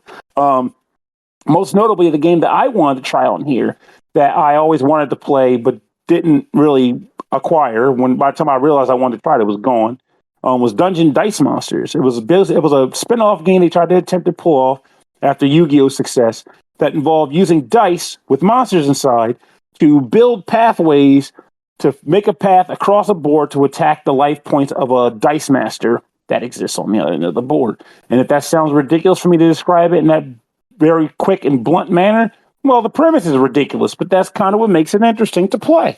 And since it's included in the collection, you can buy this collection just for whatever particular games are most noteworthy. Again, being the Worldwide Edition games, 7 Trials to Glory. As long as you buy it for something like that, I mean, you can just kind of stick your toe in these other games just to see what they're all about too.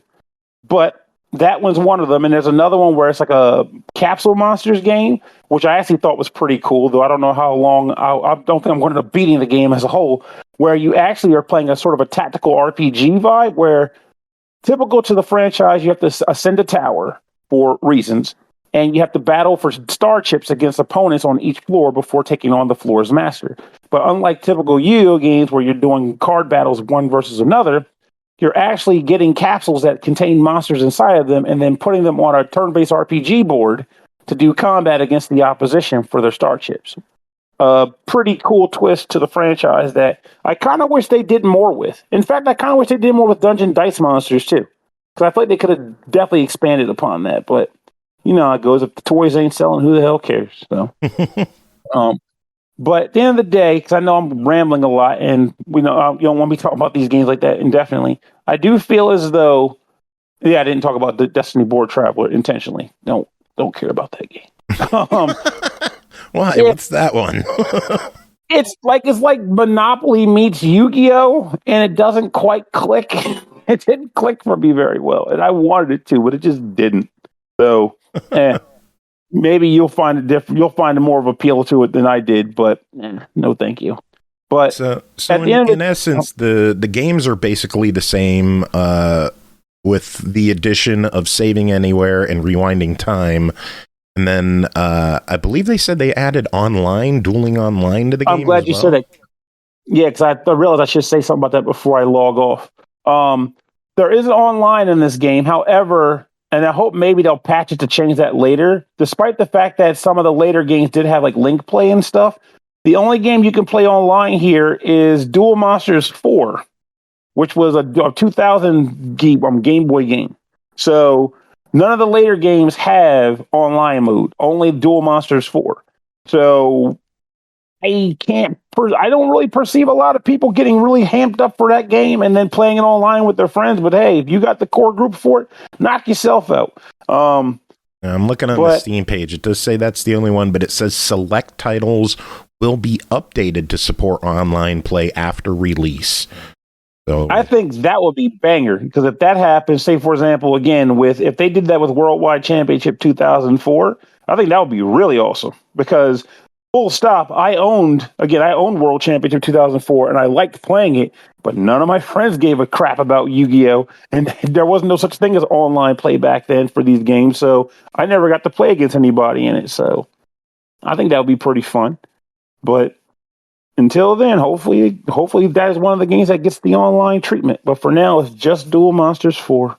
With that said, though, it's not going to affect my suggestion to purchase this game, because I do believe that, I think about it because I don't know about how much were they charging for it.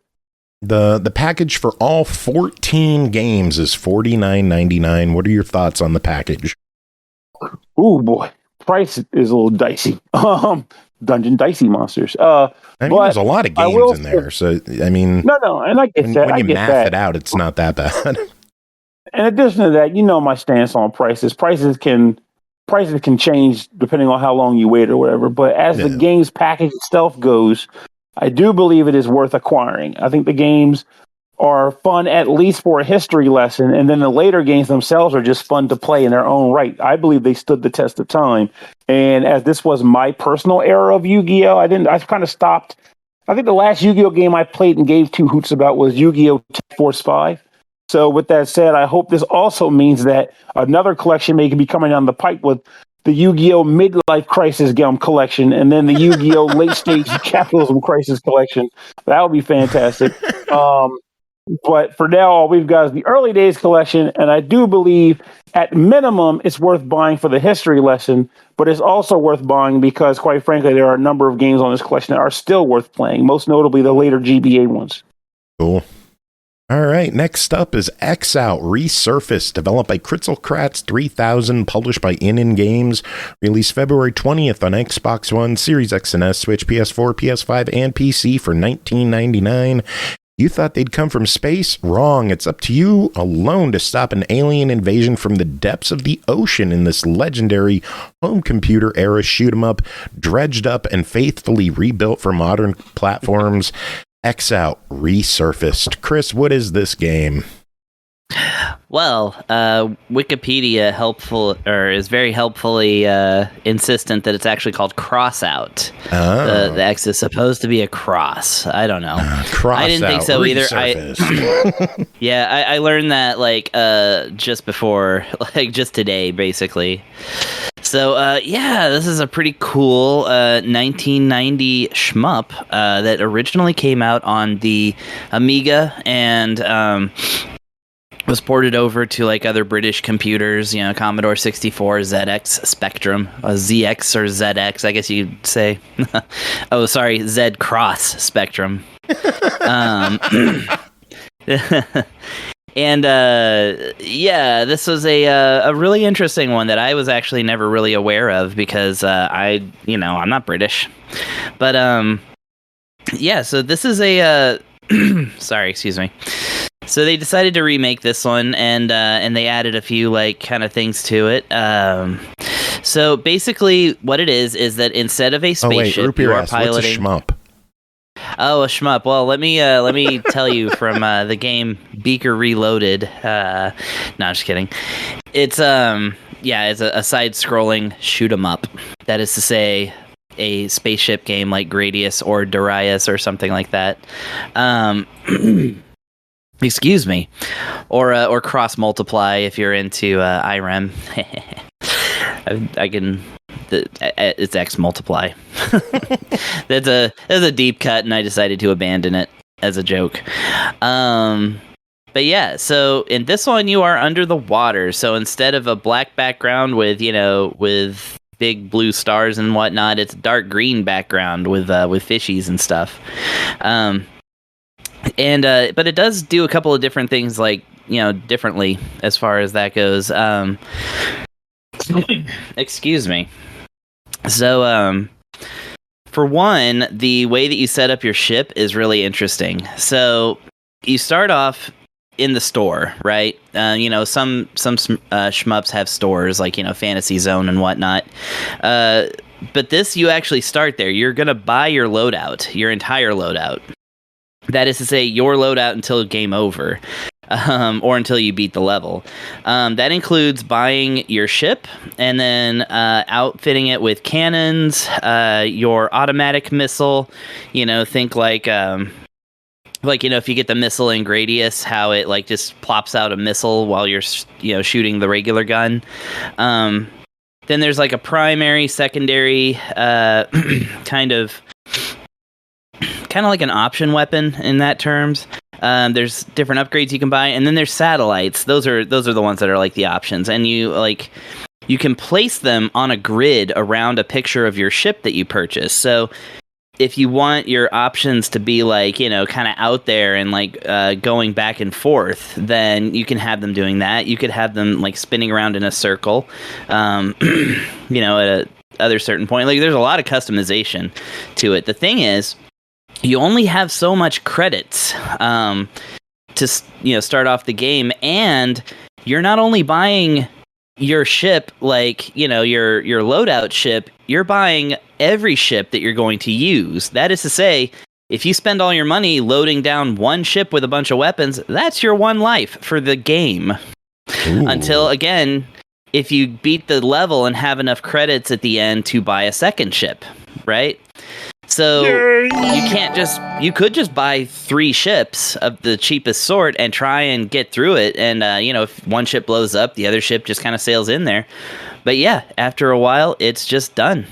If you get killed, then that's game over. You start the entire thing over. So it's that's what we call British difficulty. Because ain't nobody in a yeah, go ahead. Got to jump in real quick and give a shout out to Javors for subbing for the 17th month. Earlier in the show, Root Beer dropped a sub as well. So thank you to the both of you. And thanks to everyone for hanging out. Good seeing everyone here. Yay. So cross out. Cross Z. Yeah, cross out. So Yeah, cross Z.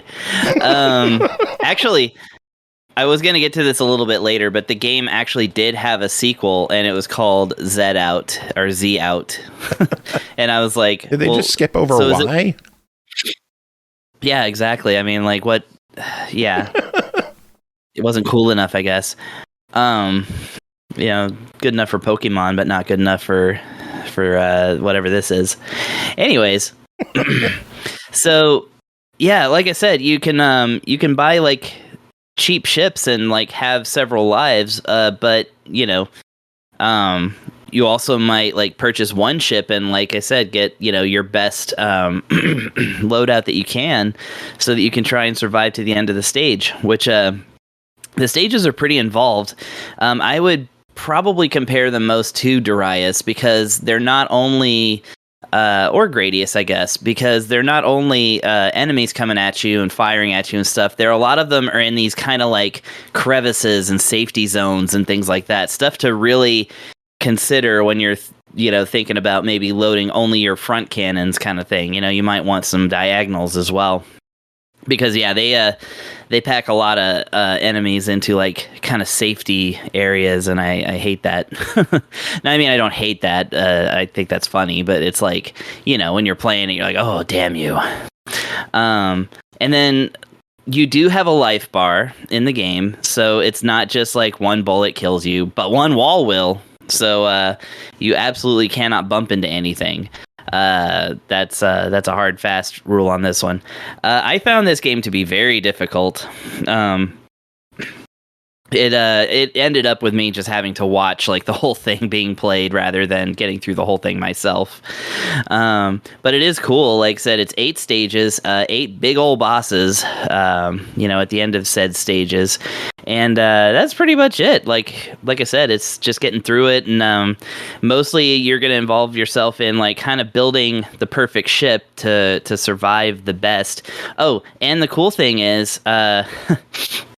So it's got like some personality, right? Your shopkeeper's a weird, looks like a guy with a diving suit, but then he like starts going like rah, rah, rah, rah, and like this weird thing comes out of his mouth. He's called the Prefabricator. He's clearly like this weird alien fish guy. And there's also another weird little octopus looking thing in the other corner, and that's the trash. If you get to like the end of the level or something and you're like, well, this part of my ship's not working that well, you could just throw that piece in the trash and get your credits back. So you can actually return your upgrades in this game and get money back to purchase a different upgrade. So like I said, a lot of the real thrill of this game is kind of, figuring out what works best, like what's actually making the moves for your ship, and then like even for the next level, it's like, well, what will I need in this level? So I could trade in my pieces and stuff, because there's no one way. There's not like one magic button kind of thing that will like make you play amazing or anything like that. Okay, so anyways. So this is this is a remake of the game, so we could talk about some stuff that they've changed. One is they have added a 2-player mode. The original game, as far as I understand, was only 1 player. The sequel was a 2-player game, but they've actually taken that 2-player thing and then brought it here. So that's really cool. Each player gets to kind of muck around in their shop and stuff.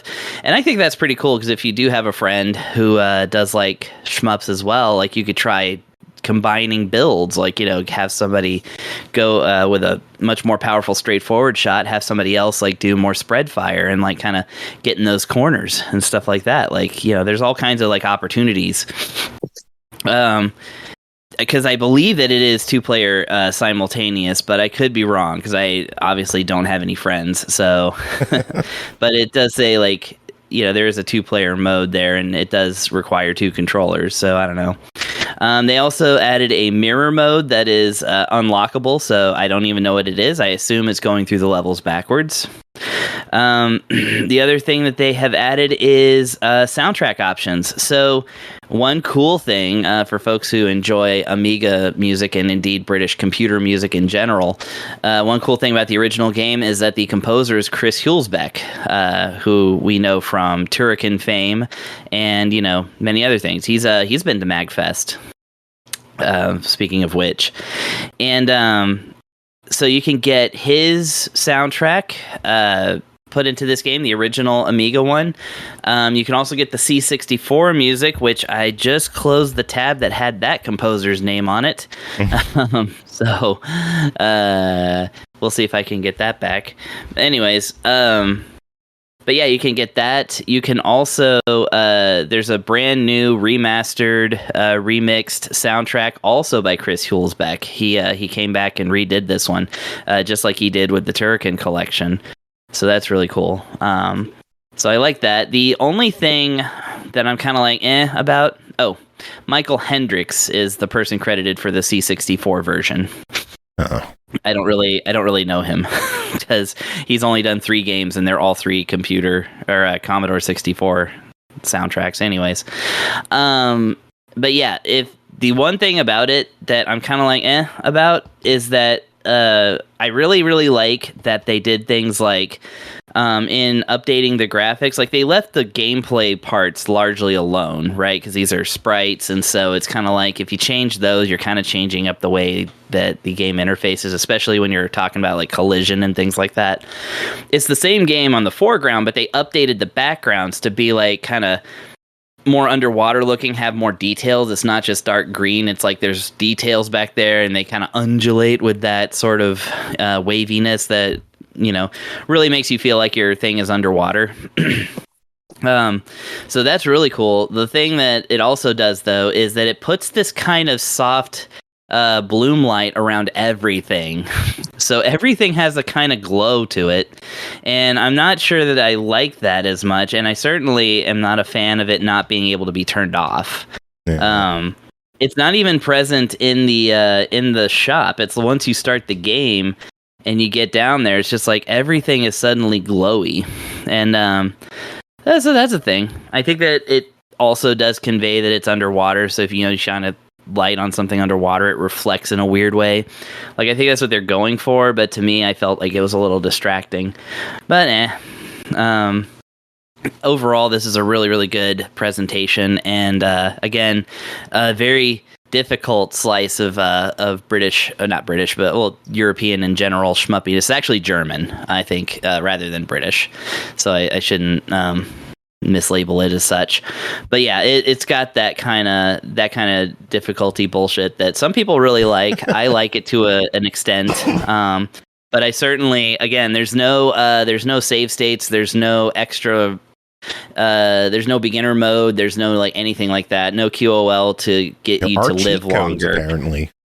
Okay, I didn't know about the cheat codes. So there are apparently cheat codes. Store page says too challenging. Don't fret. We got some cheats for you to breeze through the game with ease. So I don't know if those are hidden in there or if they're in the settings or.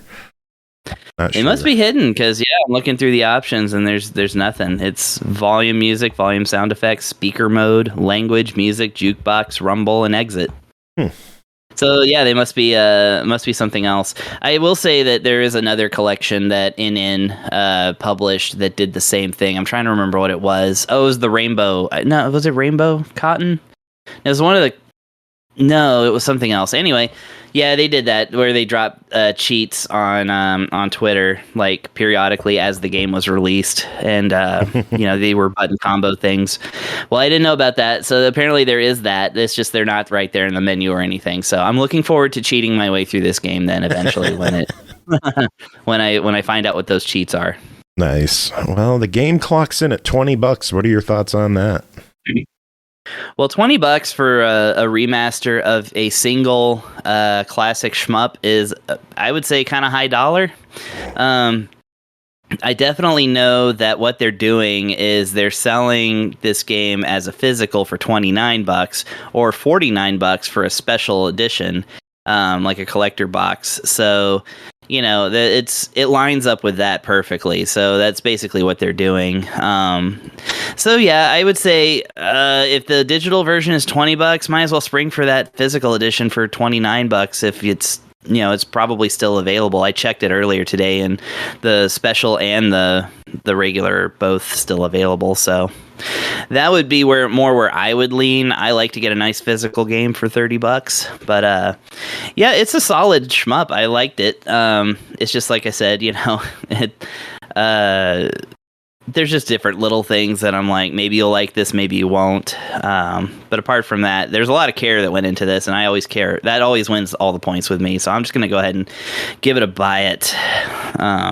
Maybe for the digital version, wait for a sale, just because, like I said, they're pricing it to compete with the physical version. You can't just make it like $5 or something. Yeah. Now, the digital is also available on Steam and Xbox. The physical's only on PS and Switch.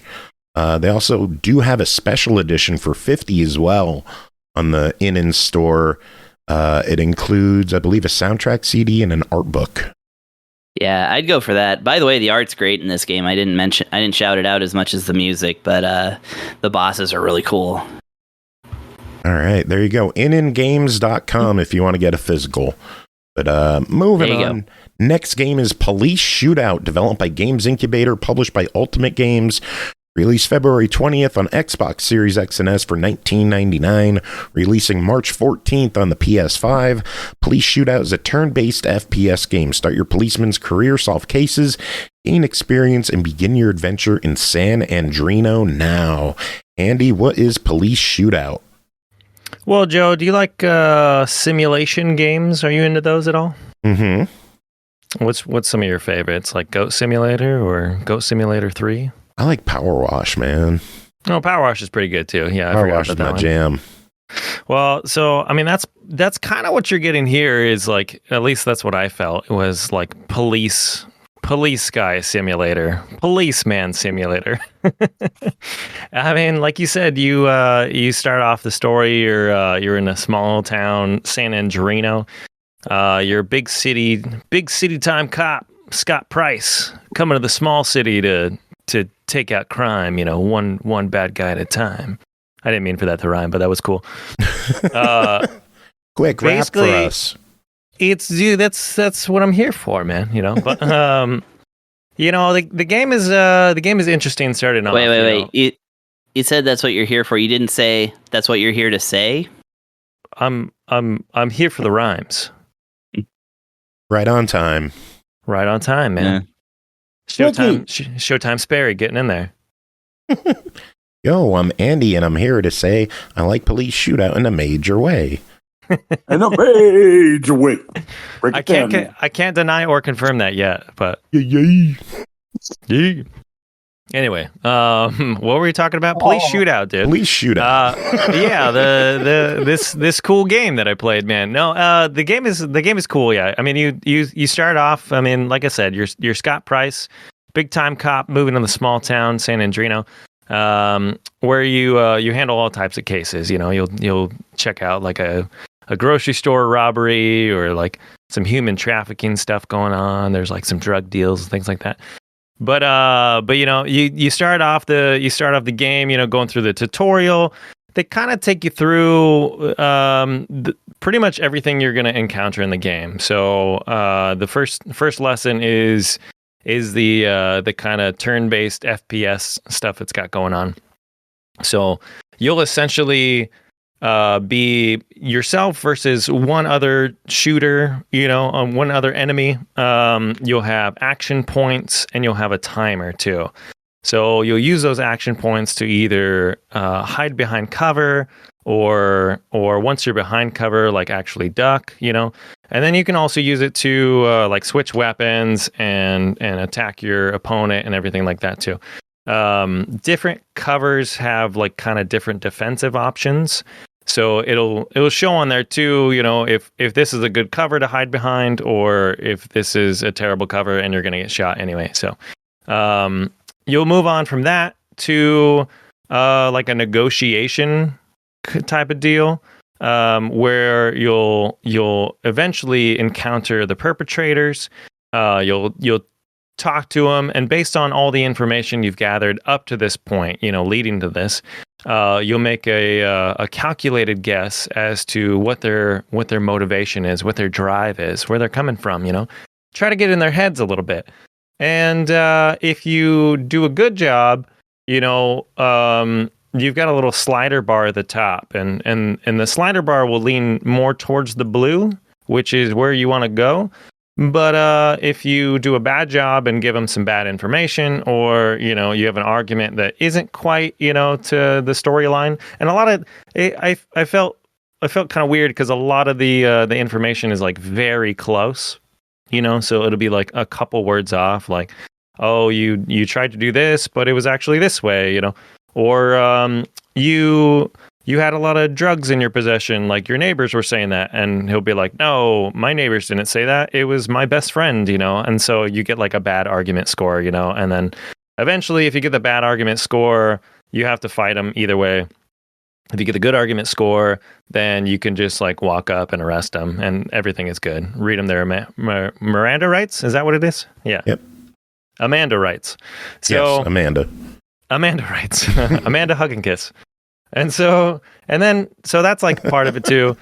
Then it'll take you over to the last training area, which is pretty much just like sneaking up on an enemy, and that's not really hard. You just kind of pay attention to their movesets, and then eventually hit them with a baton and throw some cuffs on them and call it good. Sometimes you'll talk to them and they'll be responsive, but other times they'll just be like, no, I'm waiting for a lawyer, or fuck you, or like whatever it is, Anyway, there is like it gets you into the main game after that. So you have to like complete all that stuff so you know what you're doing. But once you get into the main game, they kind of, it's weird how they throw out this, like your boss is very kind of douchebag cop style, he's like, what are you doing here? You think you're like trying to find something, trying to find yourself here in San Andrino, and he's kind of a jerk to you. So I don't know why, like, you're coming in here to help everybody, but there's like an underlying secret, or like an underlying question. Like, he kind of mentions your brother a little bit. And he's like, "Are you looking for your brother? You should just like forget about that. He came here and he disappeared. And so there's a little spark of story there too. It doesn't really get into more of that until like much later. But I don't know. It's just like planting seeds a little bit. There's also kind of some stuff about like Russian mobs too, and they each time, it seems like every case you like go on, they kind of hint at like something to do with the Russian mob, or this with the Russian mob, or they're dealing drugs, or whatever it is. But once you get in the main game, you pretty much use all the skills in every level. So it's like a level based. You'll pick like whether you want to go to the grocery store and figure out what's happening there.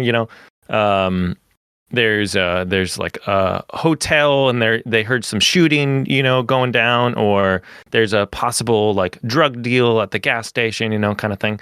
And so you'll head over to whatever location it is. You'll start by going through and like kind of exploring everything. You'll call it in. You have to call in like pretty much everything. You will talk to all the witnesses and like people just outside the building, inside the building, and that really develops all the information that you're trying to get, so that when you do eventually get to the perpetrator, the last guy, that you can present him with a solid argument as to why he should just give up the guns and the drugs and just be arrested. So along the way, you'll find characters that will be injured, and you have to call in the ambulance and everything. Sometimes you'll call in to get information on a suspect. There's like little, not really like puzzles, but you're like piecing together information. So it's kind of interesting there. Anyway, once you get all past that stuff, you'll eventually find somebody with a gun. You got to like call them out, get them to come after you, or in one of the levels you had to like make a bunch of noise, like using this stolen car. to get him kind of in the way so he doesn't just like immediately kill you. So there's a little puzzle element to it too, figuring out what the best course is. And then you get into a battle where you're hiding behind things, you're taking your turn to fire at this guy. It's really nice that they give you turns to, like, hey, you shoot me. Okay, now I'll shoot you. Okay. It's kind of fun. Then you'll arrest the guy if you hadn't killed him. Most of the time I felt like I just killed him. You can shoot like their legs, and if you shoot their legs, they'll like fall over, but most of the time they'll still like shoot at you. You can shoot at their weapon, which is cool. That works sometimes, and you can shoot at their head, which I did most of the time. And you have this like kind of little bar that goes left and right, and then you also have the breathing action too. So your cursor is like moving all over the place while you're trying to line up the shot perfectly to hit them. And if you're anywhere out that line, you'll miss, and you have to hide real quick, otherwise they'll shoot you.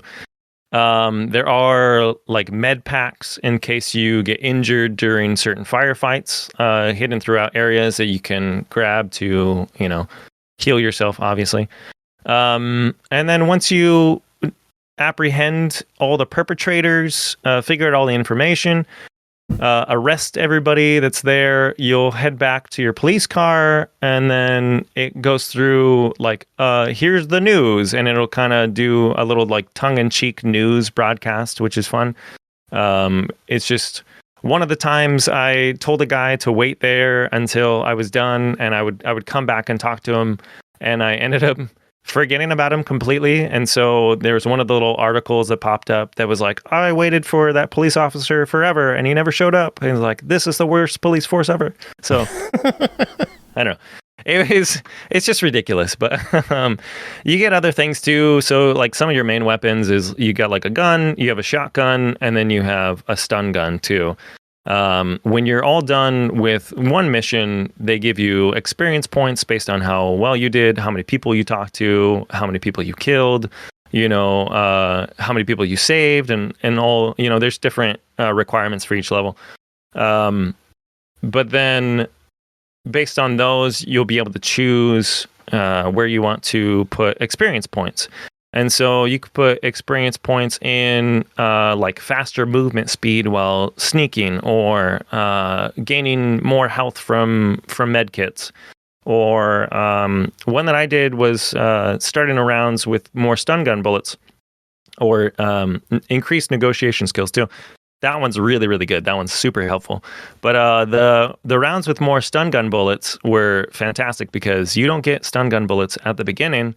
And so when I was finally able to use a stun gun bullet, it was like the best. I just shot this dude in the face with a stun gun, and he like seizes up and then drops to the floor, and then I arrested him. It was fantastic. And you don't kill anybody that way, which is really nice too, The game has like okay graphics, like it's like you can tell like it's like recycled sprites and characters and things like that. Yeah. One of the characters was this girl you have to talk to, and then she was talking like, hey, you need to go talk to my brother. And so I feel like they're kind of aware, because she was like, yeah, you need to go talk to my brother. And then she's like, you'll know exactly who he is because he looks just like me. And you go over to talk to the brother, and it is like the same sprite, just tweaked with very hair. Slightly. Yeah, like hair's a little bit different, And so I was like, all right, I see what you guys did there. So it's not a big budget production, but it sounds like it gets the job done.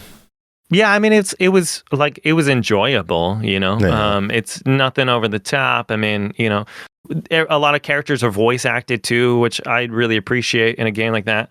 The dialogue and writing is like a little bit off, but that's not anything crazy, Well, let's talk price on this bad boy. It's a $20 game. It's on sale for the next week for $16 if people are interested.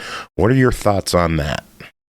I always have a hard time with price for games like this, I mean, it's enjoyable if you like the kind of like simulation games. I mean, I feel like I like simulation, but it gets a little repetitive, and that's kind of how this felt a little bit. It's kind of hovering in like the try it range. It's kind of a try it range. Yeah. I mean, I had a good time. It's not my style of game that I would go looking for kind of thing, but if this is within your wheelhouse or it looks interesting, yeah, I would definitely try it. Cool. Yeah. All right. Next up is Blood Typers, developed and published by Outer Brain Studios. It released February 20th on Steam for $9.99. Type to kill in this survival horror adventure. Alone or with friends, explore sprawling cursed film studio as its horror movies bleed into reality. Choose from a roster of characters, then plan your escape from this bloody homage to old school horror. But remember, death is just a typo away. Ian, tell us about your time with Blood Typers. Well, let's see here. Excuse me. Well, I found Blood Typers to be a very enjoyable game. And to basically describe it in a nutshell, if anyone's familiar with the Typers of the Dead, which is basically House of the Dead, but with like a typing mod where everything you do is through typing various words and stuff. No, that game was great on the Dreamcast. The fact that they had a keyboard that you plugged into your Dreamcast to play the game was so fun. Yeah. Yeah. It is very enjoyable. Blood Typers is basically like the Resident Evil version of that. So basically, you can choose a character, and I do believe there was 8 characters, and each of them has different stats, which are kind of somewhat important, like basically like how much health you have, how fast your character can move after you type in the appropriate command. A stat which dictates how good they are with melee weapons, and a stat that dictates how good they are with ranged weapons. So, depending on your quote-unquote play style, each, and I'm trying to think, and I don't think there was a character that had a perk that like was broken or OP or anything that was like crap. Nothing like unusable or anything like that. Like each character had a nicely designed build so that you can pretty much pick someone that fits whatever your play style is. There's someone who has a lot of health, but they don't move very fast, but they're kind of decent with weapons. There's the one character that I use, she's like a glass cannon. She has like the lowest health stat, but she hits the hardest with melee weapons, and she has kind of average speed and slightly below average with firearms. And, like I said, you can find a character with any combination of stats that fit your fancy. And like I said, some of the abilities are pretty nifty. One guy has a light that slows down monster movement as they try to approach you and all that. The girl that I like using, she has like 3 extra inventory slots. But anyways, the core mechanic of the game is that you literally have to type everything to do anything. And as you start out, you'll see, I think it basically starts like type this to begin, and then you're off. And you'll see little words around the ground, so you can kind of like type specifically where your character wants to go. And you also use both shift keys to pivot the camera around, which makes things really convenient. So you don't really have to move your hands at all from the keyboard. I mean, you just kind of stretch your pinkies a little bit and hit those shift keys and just kind of glance around. And all that. So you basically type your way, and you have like commands where you pick stuff up off the shelf. You can combine. I'm trying to think. Like your primary health is pretty much like you find bread and you find meat, and if you find both, you can combine and make a sandwich. There's also like a decent variety of weapons. My girl started off with a pipe to beat the crap out of people with, but I found a pistol, I found a shotgun, I found a crossbow, and I'm trying to think. And you can, that's right, you can also find planks of wood to barricade doors as well. Now, one of the really nifty things about this is that there are 2 difficulty scales. One where you can pick like how difficult you want the typing to be. So, and it kind of gives you like, if you can type from 0 to X amount of words per minute, you go with the easy mode. If you can type from X to Y words amount a minute, try it on the medium/normal difficulty. If you can type better than that, go with the hard. And then the other one is how easy or difficult you want the survival aspects to be, like how easily you'll find weapons or supplies or stuff and things, and or how often the enemies show up. So you can really kind of cater to where it feels comfortable for you without being overwhelmed. Especially, like if you're not really too solid at typing, dial it down a little bit. But if you feel the horror elements are a little too easy, you can dial that up a bit until you find where you feel comfortable. But it's kind of a nifty thing because you have to kind of go through. I'm trying to think. There's 5 levels in the full game. The demo is available, but I will say that I did play the demo before you got me the code for the full game, and there were some differences between the demo and the full game. And the differences are basically like nice little quality of life tweaks. Like in the demo, you actually had to, whenever you like picked something up or tried to combine items or anything like that, you'd have to press a / and then put in the command. Whereas in the full game, you just type it out. You don't have you just type in make sandwich instead of / make sandwich. Gotcha. But so I thought that was pleasantly adorable. The graphics are pretty decent. Also, it is multiplayer, and I found this to be supports up to 4 players online. Yeah. Oh, that's awesome. Yeah, there's 5 levels, and they are, I don't want to say procedurally generated. That's not the right way. But basically, imagine having like a library of room assets, and the game will juggle them up to create a fresh map every time you play. So if you play the beginning level, the layout will change every time. So it's not like, there's a lot of replayability for it. That's cool. Yeah. And so basically, it seems like the core loop of the game is you go into the level and you're wandering around, and there's like little fluff bits of like notes and memos and texts and stuff. Kind of sort of like I don't want to say bending the ink machine, but like you kind of get an idea of what happened at the movie studio and why your characters are there. So a nice little bit of world building. And it seems that the ultimate goal is to try to find a VCR. And then it'll tell you how many cassette tapes you have to find, and you basically roam around the level trying to find these various cassette tapes and everything. Now, I did mention that there is a limited inventory. You can only carry so many items, but there are computer terminals that you can find that kind of operate as like a storage vault. So, like, if you find like a bazillion boxes of ammo for a gun you don't have, you can get rid of them and make room. Another interesting mechanic is at these computers, there's an option to quote unquote turn off safe mode. And when that happens, it's, I don't want to kind of overstate it, but it kind of reminded me of like in Silent Hill when the air raid siren goes off and everything kind of gets a little spoopy. Yeah. It's sort of like that kind of happens. And when that happens, certain areas, doors, shelves will become otherwise available. Because like sometimes you'll find a door with like this big red shield over it and you can't access it or do anything with it. But you turn off safe mode, that little block goes away and you can suddenly access that door. It's just things might get a little more hairier as far as monster spawning and all that kind of stuff. But, if it gets a little too spicy, run back to the computer and turn safe mode back on.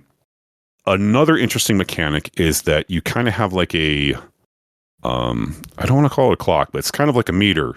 And as you perform actions and wander around, it slowly fills until it maxes out. And then when it maxes out, there's kind of like a monster horde you kind of have to fend off for a minute or two. And then once all the monsters are dead, everything resets, everything's cool, and you can go about your business. So, and also, once you get all 5 tapes in and you have to make a run for the exit, horde mode engages automatically and it doesn't end. So you basically have to battle your ass. It's kind of like think like Left 4 Dead when you're doing the finale. You basically have to battle your way to the exit point and you made it. Woo, you beat the level and you've unlocked the next one. But like I said, you can tweak the difficulty to where you feel comfortable. So like, if you feel like you're getting overwhelmed and, your typing skills aren't quite up to par, you can kind of adjust things so you're comfortable with it. I mean, I feel like I've only played the first 2 levels because, admittedly, you know, as good a typer as I am, I mean, it takes a hot minute to get through this stuff, especially solo. But I mean, this is definitely a game I would like to try with. You know, I'd actually like to try with multiplayer. You know, find a couple people and see if we can crank up the difficulty and see how well we can do or how well we can type. But yeah, I found it to be very enjoyable. It's very, you know, it's kind of simple but nuanced, and the game does a fairly decent job of explaining how things work. And also, like I said, it doesn't tell you what the whole safe mode thing is all about. Because I remember seeing this door, I was like, I gotta get in this door, and I have no idea how to fucking do it. Then I'm go to the computer and I start playing, you know, juggling my inventory crap, and I see it's like, oh, turn off safe mode. It's like, what the fuck is safe mode? All of a sudden, everything gets all dark and spoopy, and I turn around, and the door I was trying to get into is now accessible. So it's like, oh, hey, that's kind of cool. But let's talk price on this one. It's a $10 game. It's on sale until March 2nd for $8.99, so you could save $1. What do you think of the game for $10? Even at $10, I'd go for buy it. I mean, if you're into that kind of thing, like if you want to bone up on your typing and all that kind of stuff, yeah. You know, even still, it seems like a fun game to play with friends. Yeah, so for $10, I might have to pick this one up. It sounds really cool.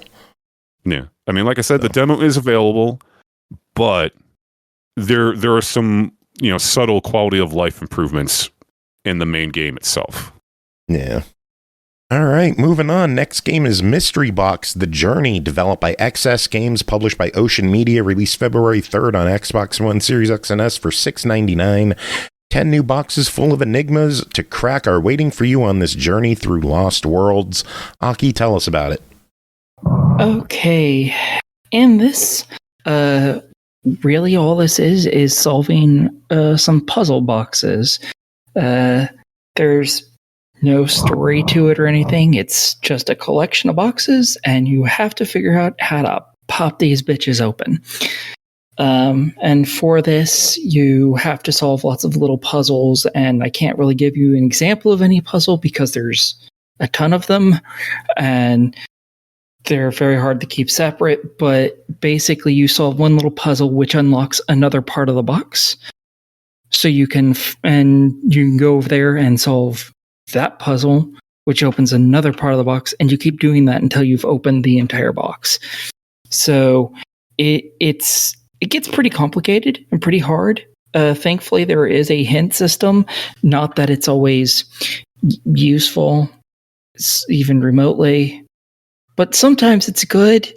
Most of the time, not so much. But it is all logic puzzles. You have to, you know, some of them are like, oh, here's some symbols. Oh, here's some buttons that have symbols like that on there. I wonder what I should do. Let's try pushing not those symbols. Oh, that didn't work. Okay, let's try pushing those symbols. Holy crap, it popped open. There you go. Other ones are like, oh, here's some symbols, but they're actually numbers that have been mirrored, and you have to figure that out on your own so you can input a code somewhere else on the box. And it's just, that's all they are, and they just get progressively harder. There's also a challenge that you can do while you're solving these, which is finding 3 fragments of a moon statue. The only way you're going to find these is if you look up a walkthrough, because there's no hints to any of them. There's 3 of them. They're in random levels, so you have to look up what level they're even in, and there's nothing that indicates this is what you need to do to get this piece, so you really just have to look it up. I don't know how anyone figured any of that shit out at all. And while you're solving these, you also will find a single token in each one of them, including the tutorial level. And these tokens are used in the other game mode that this game has, which is basically a hangman game. You get a word, most of them are 8 letters long. Some of them are longer, some are shorter, but most of them are 8. And you get to click on letters, and if they're in there, great. If they're not, well, that's 1 out of 5 chances gone. Oh, that's 2 out of 5 chance. Oh, nope, there went 3. Oh God, you're bad at this. And then you die. And yay, you get to spend a token and you restart that same one. And you will do that until you solve the fucking thing. You get over 200 tokens. I don't know how many of these there are, but you have to play like 100 of these for an achievement. And you have to solve the first 30 of them. Thankfully, if you're really, really bad at this, you can just memorize, you can just write down what each one is, because they're always the same ones in the same order. So yay for that.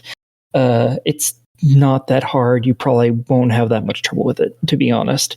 And yeah, that's the entirety of this game. I think I spent a couple hours doing it, but that's only because I didn't realize that you had to find the crescent moon pieces in the levels.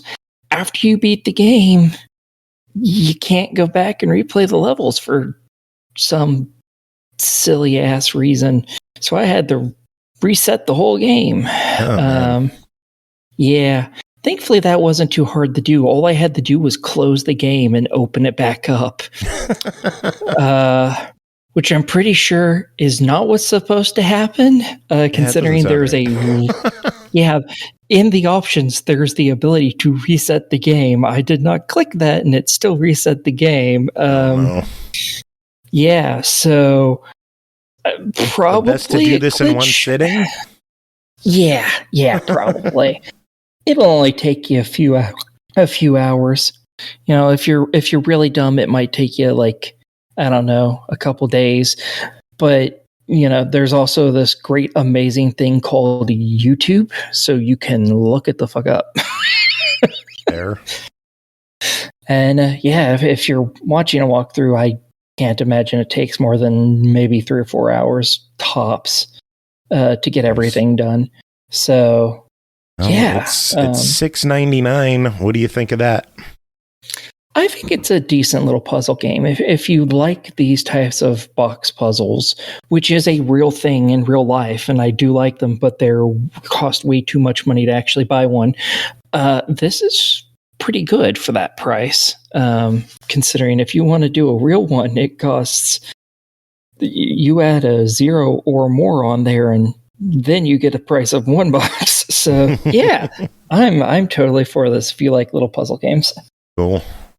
All right, we got one final game to talk about tonight, and it's a preview of Wordatro, developed by La Poulet, published by Abiding Bridge, planned to release Q2 on Steam. Discover Wordatro, a simple and easy to get into single-player roguelite. Form words to accumulate points and unlock bonuses. With over 50 bonuses and challenges to refresh each game, Wordatro is perfect for fans of word games and strategy. Aki and Andy, I know both of you played this. Did anyone else play this? I gave it a little bit of time myself. Cool. Well, who wants to start off and tell us what Wordatro? Aki, you start us off. Well, Aki bragged like a banshee about it. She should be talking about it. I only played like a level or two. I did the whole game with 2 words. Yeah. This is Scrabble on steroids. That's what this game is. There you go. So you are handed a bunch of letters at first. You use them to create words, and you get points for it.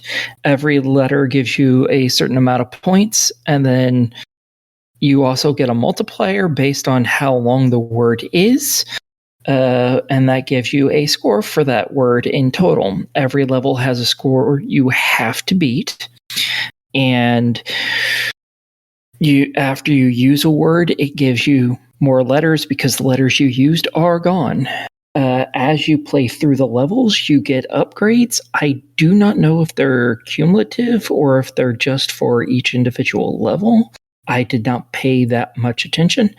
But some of them might be like, oh, instead of getting whatever the standard amount of points are for most of these letters, which is usually 1, there's some that's worth more, but you get a +1 to it, so you get a little more points.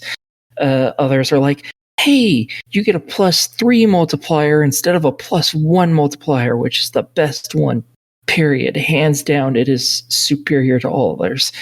And you use those to make it easier to get to the amount of points that you need.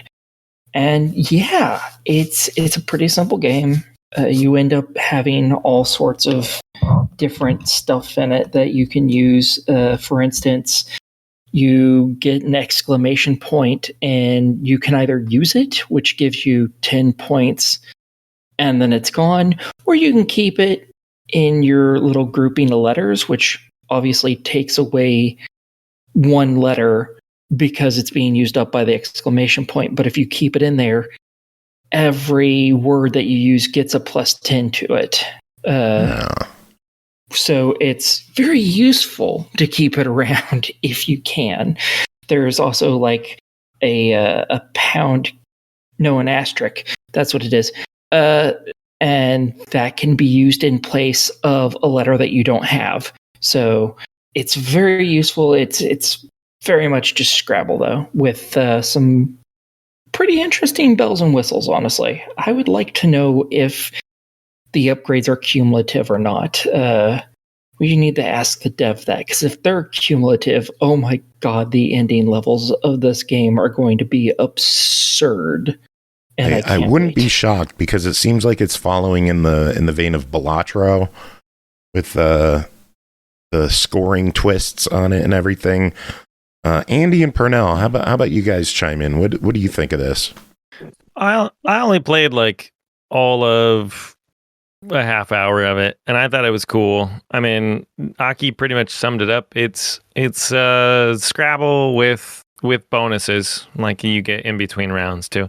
Which, like Aki was saying, I feel like the bonuses like apply to that specific level, or I wasn't really sure if they were cumulative, but I just wanted to chime in because I beat the first level with one word instead of two. And I words. am incensed by that. just so everyone understands, I had to just throw it out there. 7 levels, and I beat each and every one of them only using 2 words each.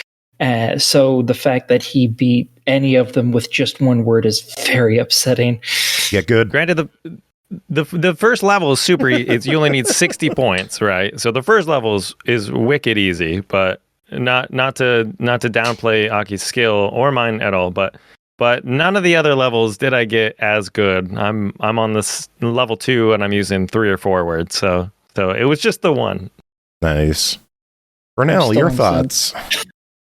I feel like one thing worth pointing out, in case if it was and I missed it, I'm sorry for that. But one thing about this game I thought was pretty interesting is that in addition to just the Scrabble with Wordatro elements, is the fact that it's the way in which they determine the multipliers versus the points. So when you make a word, before you even slot a tile onto the spaces that you use to make up a word, each tile has designations associated with them telling you flat out, if you put a letter in this exact spot, it'll trigger this effect. And a lot of times it's pretty straightforward. If you put a tile here, that means your multiplier will go up by like 1 or something. But I particularly like scenarios where I would say, if you put a letter here, there's a special effect on this spot that will make it trigger that letter's effect more than one time. So it might incentivize you to say, crap, I had a word like ribbon where my R would have been 2 times multiplier trigger when it gets played up. But now, if I can figure out how to get the R as the 5th letter in the word specifically, I can trigger that multiplier bonus plus the score bonus twice, which will then extend, to the other stuff. And there's like certain elements where it's like this one will trigger the bonus if you use it as the last letter in your word. So now that word that makes it easy starter now has to become a difficult finisher. Things like that I thought were particularly interesting. In fact, I say I was the most interesting thing I found about the game because, let's be honest, Wordatro, everyone wants to be Wordatro now, so there's tons of them. That's not as a bad thing. There's nothing wrong with more of a good thing. But usually I'm looking for the thing that makes it stand out from the crowd. And I do believe that is a particular element that makes me think a little harder than just playing Scrabble. For me, I wasn't really interested in Wordatro, honestly. However, I like words. And one of the great things about this is, unlike lots of Scrabble games, you don't have a time limit. So if you want to sit there and look at the words and figure out just the longest word you can rack your brain, go for it. There were some of these levels where I spent like 4 minutes just trying to come up with the longest word I could. Just because I wanted to use the least amount of words possible. Nice. So it allows you just to sit there and do that, which most of these style games, they don't. They give you like a minute, if that, to completely finish the whole level or fail. So I really like the fact that this doesn't have a timer. That was really nice. Yeah, I can relate to that too. I am not a wordsmith by any means, at least when it comes to using specific letters to put it off. So being able to do it at my own leisure was pretty freaking nice. I just get lucky. I'm still annoyed that it wouldn't take the word mojito. Oh, Jesus. All right. Well, the game... One word with that. The game is planning to come out in Q2 of this year. Hopefully we could talk about it more as it nears release. You can wishlist it now on Steam. Should people wishlist this? Follow it? Ignore it? What should people do? Totally wishlist, I think. Wishlistable. Yeah, I'd go with the wishlist. It's pretty fun. Cool. Sounds good. And with that, hack their servers and buy it right now. No, it's not out yet. Hack the server. Hack the server. Hack the mainframe. Tap into the mainframe. Click the gigawatts and download the jigglehoozies. Hack the planet. It's inside the planet. Get it. Pernell, did you have any of the wild cherry and cream Pepsi or the orange cream Coke yet? Yeah, I did, and which is annoying because every time I'm like, I'm done with soda, they're like, yo, bro, new flavor and shit. So I'll be drinking these 12 packs for another couple of weeks. But yeah, I did get all three of the new sodas that have come out recently. There's the blackberry pepper, the wild cherry and cream soda, and you just mentioned it, and I'm already orange cream Coke. Orange cream Coke. I've tried all three of them, and they do taste good. They all taste like chemicals, and I say that in a good way. I'm here for the chemical taste. With that said, though, I'm going to be one of the odd ducks that says he's still perfectly okay with the zero sugar variant to the wild cream, or the wild cherry and cream. But I could go either way. Did you hear what Canada is getting this year? Wild berry and cream? Mountain Dew Supernova. It's coming back? Canada's getting it this spring. They're getting Supernova. Fucking those lucky motherfuckers. Again. That was the one that should have won. It should have beat Voltage. That bullshit vote. It should have won. That was such a trash vote. That is still my absolute favorite Mountain Dew. Like when that comes out, I will be on eBay looking to buy a case of that. Okay, for those of us who aren't total Mountain Dew fanboys, strawberry melon. Explain. Strawberry melon Mountain Dew. It is hands down the best flavor they ever made. So I remember going out and I did buy one of each, and as you do, to test the flavors out. Yep. And then it was easily like a 3-1 on me buying Supernova over the other two that they had at the time. It was an easy win. So when it did not win the contest, I questioned society. I still don't drink Voltage. I think Voltage sucks. That's the blue raspberry one. I don't know why I don't like it. I like blue raspberry. It never tastes right. You probably don't like it because you know what could have been. You don't like it because you knew what could have been. That's why I don't like it. Blackberry Canada Dry is good. I haven't seen that. I am drinking my Blackberry Dr. Pepper right now, though. Me too.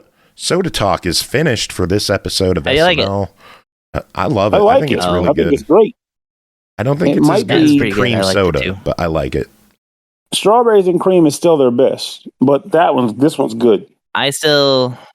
Cherry is where I like as far as augmented Dr. Pepper. I want to get the classic, more Dr. Pepper Vanilla Float. I remember that. I can't find that anywhere without Dr. Pepper. It's like he wants the chemical taste, man. The chemicals. chemicals between us. Like ass.